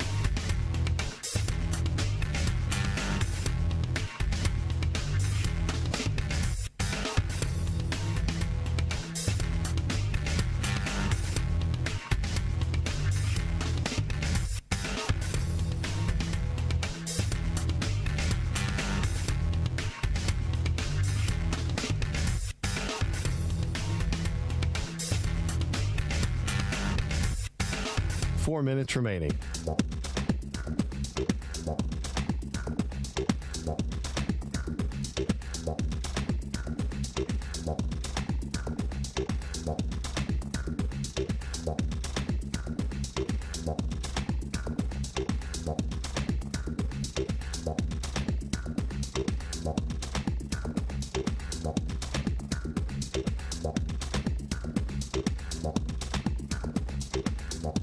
3 minutes, 30 seconds remaining.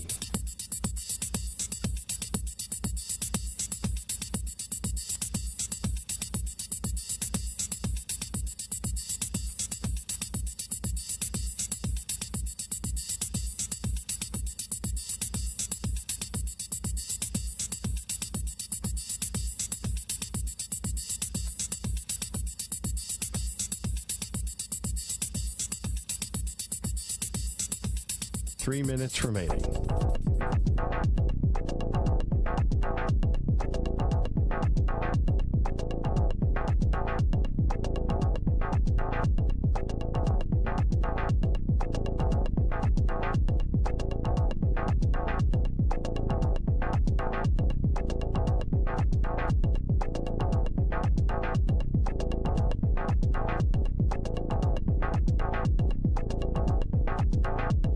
Two minutes, 30 seconds remaining.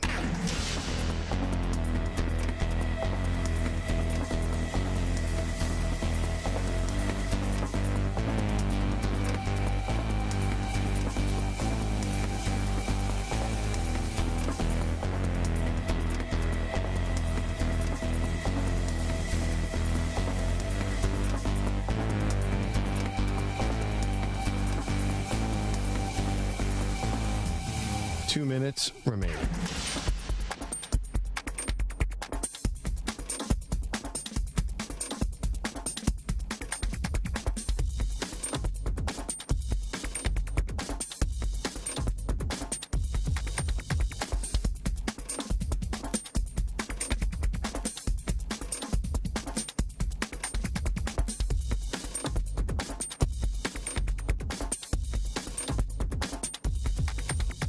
One minute, 30 seconds remaining.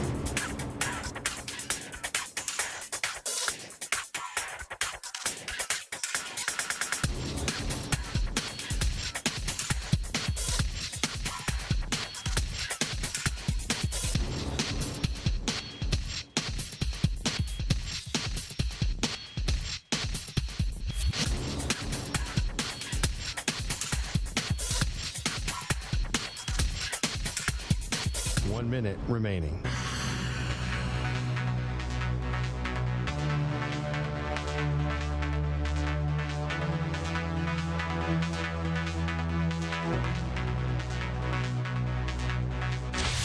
Five seconds remaining.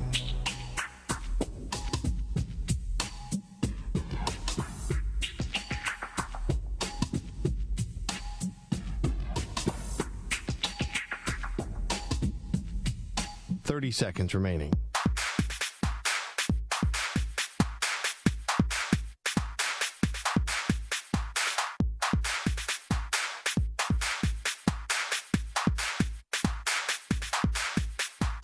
Seconds.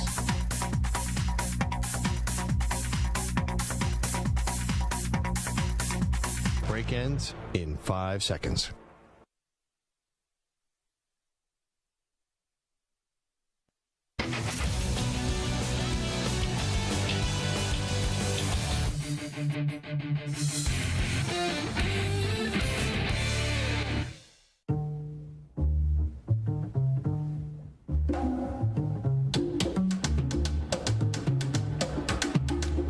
Maggie and Perloff. We're on Radio Row in Houston, Texas, site of the men's Final Four. And we're getting closer and closer to tip-off. You got the women's tournament tonight. You got LSU and Virginia Tech is the early game. And then the main course, Iowa against South Carolina. Right now, Iowa, though, 11.5-point underdog. So it's going to be a lot of Caitlin Clark and how well is she shooting?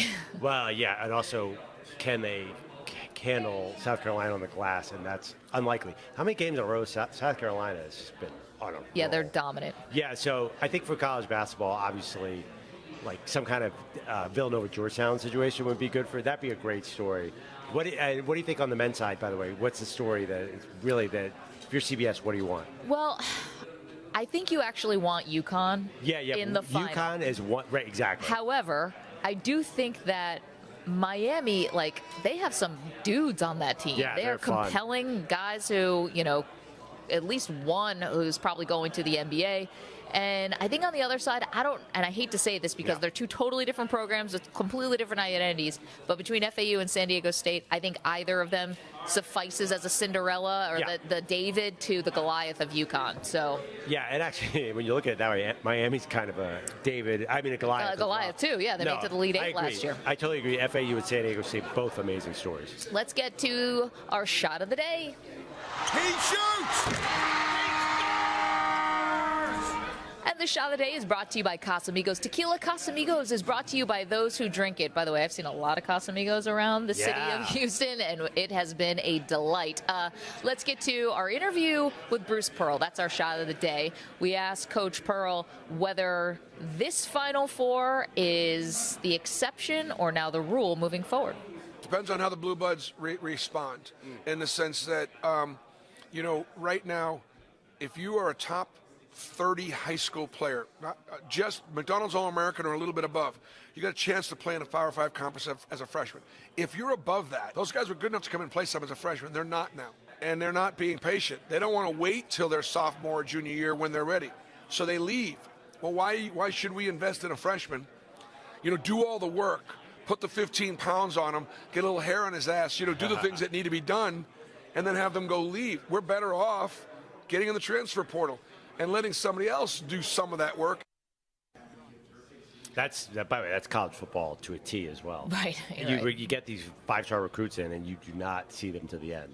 So I think it's changed sports, and I think that's why we're going to have these mid-majors in the Final Four next year, the year after. I think talent is spread out. The interesting part about this, though, is the sustainability. And I know for coaches, they're just, I think, thinking year after year after year, right? So what helps me win this year, not how am I going to do in 3 years or whatever, but is it sustainable if you're like, I don't want to spend my time really developing freshmen because if they don't play, then I know they're going to leave, and just keep going back into the transfer portal. Because every year you're going to have such a different makeup. It's, if you have 1 year your team gels and gets all this, great chemistry, and another year they might not. Well, I mean, Kentucky's been doing that for 2 decades. So I'm not sure what choice there is. You asked, is it sustainable?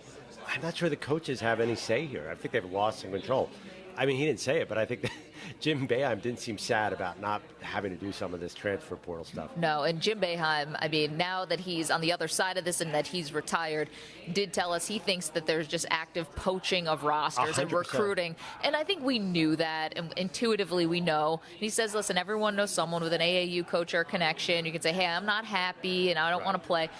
But that's tough to really build a team if you're constantly worried about getting poached. The problem is that the ones who are getting poached are also doing the poaching. So, you can't really cry for the big programs who are getting poached. Yeah, I mean, listen, you look at the NFL draft that's coming up. So many guys are on their second schools, right? I mean, obviously, famously, Joe Burrow.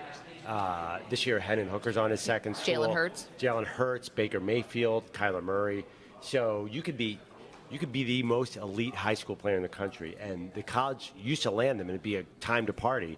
Now it's just not. Yeah, Will Levis is another one who started at Penn State and then went to Kentucky. Although, and Anthony Richardson, who had his pro day yesterday and is really taken this draft process by storm, considering the lack of tape that he has. Actually playing games, only 13 games played in college, but his athleticism, it's so off the charts.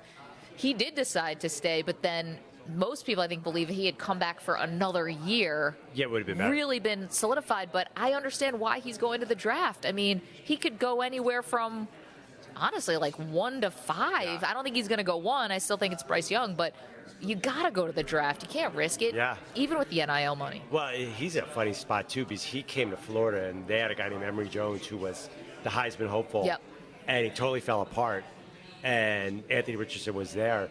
But I agree with you. I always would just go pro because staying does not do anything for you. Last night we were with our buddy Case Keenum, and he was talking about Buffalo. Matt Barkley was another backup to Josh Allen in Buffalo. Matt Barkley would have been, I believe he would have been top 10 pick. Went back and went in the 4th round. Same with these college guys. There's just no incentive to stay. But one more thing I learned today on Radio Row. These guys are coming in and getting NIL in college. I think you can outpay them in college than you can in the G League. I think G League Ignite is not a thing anymore. I think you're going to see all the big stars go to college. So I think college is going to get a lot of names. I think if Bronny goes to college, his games are going to be prime time, must-watch TV, like when Zion was at Duke. Yeah, it's funny, though, because if you look at a mock draft, Yeah. in the NBA 2023 mock draft, there are a lot of guys who are going to be coming from the G League who are going to get taken in the first round. Right, but that's because NIL is just hitting now. The first huge NIL deals Right. are coming out now. I mean, did you hear DJ Wagner and Bronny aren't looking at G League tonight, as far as I know? No, but also I think it'd be so worth their while to go to college. I mean, just because the NIL money. It's not like they're, 12th guy on the end of the bench who's like trying to scrap together a few Instagram posts. I mean, these guys are getting massive deals. Oh, absolutely. Yeah. And you get so much TV time, too. I mean, you can say whatever you want about college basketball. These 4 teams, these players are getting huge publicity. Hopefully, hopefully we'll have a star to come out of this. I think Marquise Noel was the tournament's biggest star. He was great. He's gone. I'm curious on Monday who we'll be talking about. All right, now it's time, Maggie, for Ask the Pros. It's time to answer Ask the Pros question today, brought to you by O'Reilly Auto Parts. Today's question comes from Jeff in Long Island. Where do you think Odell Beckham will eventually land this offseason? Ooh, juicy. Don't forget, you can submit a question by going to cbssportsradio.com/askthepros or tweeting us at CBS Sports Radio using the hashtag AskThePros. Brought to you by O'Reilly Auto Parts. Think O'Reilly Auto Parts for all your car care needs. Get guaranteed low prices and excellent customer service from the professional parts people at O'Reilly Auto Parts. All right, finally, it's about time. The OBJ chatter seems to be reaching a conclusion. I think we're going to have a team soon. Yeah, I think we're going to have a team with both Odell Beckham Jr. and with Aaron Rodgers, and I think it's going to be the same team because it looks like the New York Jets, according to Albert Breer, are really trying to put the final bow on this Aaron Rodgers trade. He says believes that the trade could happen next week, definitely will happen before the draft, and I totally understand why the Packers and Jets are working towards that. And then, listen, Aaron Rodgers is now the de facto general manager of the Jets as well. So congrats, you get to be the quarterback, and now you can also be the general manager. And if he wanted to play with Odell Beckham, which has been, reported on, Rodgers was asked about it on McAfee show a couple weeks ago, didn't shy away from the Odell Beckham rumors. They want to play together, and the Jets are going to make it happen. Yeah, I like it for the Jets. They could use an older player. There's a lot of young players in that locker room. What about the other team that is reportedly giving a pretty good offer is the Ravens, which is so interesting because you have no idea where Lamar Jackson is, but you bring in Odell Beckham Jr., presumably to make Lamar Jackson happy. Is that kind of offering a handout to Lamar Jackson, at least making that offer? I guess trying to make an effort, but here's the thing. If I'm Odell and I actually do have an option between the Jets and I know their quarterback's going to be Aaron Rodgers, or the Ravens, and I have no idea who their quarterback is actually going to be, that's a no-brainer. I have to take the Jets. They're definitely going to be a Super Bowl in the conversation. We'll see how this actually goes when they get on the field, but they're going to be in the conversation. And listen, it's kind of full circle that Odell would come back to New York, but this time with the Jets, and see if he and Aaron Rodgers can sort of become legendary together with the New York Jets. Yes, but I think Odell will go for the biggest offer. Really? Yeah, because I think Odell is about ego. I don't think he's going to take a What would give you that? I don't think what would make you think that? I don't think he's going to take a discount to go to the Jets. And maybe the Jets will make the biggest offer. Can you really see him taking $4 million less to go join Aaron Rodgers if Baltimore was saying, like, hey, we really need you here. Here's $12 million. I think that could play to a guy like Odell Beckham Jr. Well, but and also he'd be the one, not the two. But I think that he's honestly doing his best version of ring chasing right now. And the ring chasing on the Ravens, I mean, you even say with Lamar Jackson there that you don't see them like a path to the Super Bowl, Well, I mean, honestly, I'll bet you their win totals are the same as the Jets. If Lamar is back, they're going to win 11 games, right? So it's not that different. There's a lot of history with Baltimore. There's not a lot of history with the Jets. But I think Odell wants to hear how important you are, how important Odell is to the team. That's always, I'll bet you there are other teams. I'll bet you any team could come in and say, we're going to give you $18 million. And for Odell, that says a lot. I do not think that he's getting $18 million. No. What's fascinating here, as we give you a little behind the scenes on Radio Row, is the mayor of Houston has arrived. We wondered who was coming in with Secret Service. So far, the college basketball coaches have been a little bit more low-key. So the mayor of Houston, we believe, is here and has a security detail with him. So that's a little what's going on here behind the scenes on Maggie and Perloff. RPC is in the chat. Of course, you can watch us youtube.com/CBS Sports Radio. RPC says, no offense, Maggie and Perloff, but the show went way down after Nick crushed it. Nick in Texas is our fan and our friend who's here, brought his 2 sons who are so adorable. And Nick was on earlier to give an update on the Maggie and Pearl, the Pearl Jam Season 2. Yeah, I can't believe I was in the top third, which is unbelievable. And you know why? Because every single person got every team wrong. There's one. Yes. There's one Florida Atlantic and one UConn left in the tournament. Kind of psycho picks Florida Atlantic to win this tournament. But you know what? Kudos to that person. Of course, 855-212-4CBS, 855-212-4227. Still would have a time to sneak in a phone call or two. And this has been a fun one. I don't know if I'll ever forget the night that we had last night, the party that we went to last night, where Tillman Fertitta, who is a billionaire owner of the Houston Rockets and a University of Houston alum, threw a party that Perloff and I got to go to yesterday, and it was amazing. The fact that we got to go on his private basketball court and shoot jumpers. I had to go in a pair of slippers because high heels are not allowed on the court. I couldn't understand what you were doing. All of a sudden, I see you in slippers. I'm like, wow, Maggie, you're awfully comfortable in this guy's house. Yes, I'm moving into Tillman Fertitta's penthouse. No, they had a basket of slippers that were in, plastic, and it said there was a woman who was standing by the entryway to the private basketball court and was basically like handing out pairs of slippers. Yeah. Is it bad that I took them? I kept them. No, I was pretty jealous because I saw you walk away with them. I snuck them into my gift bag before we left. Yeah, we got gift bags. It was pretty awesome.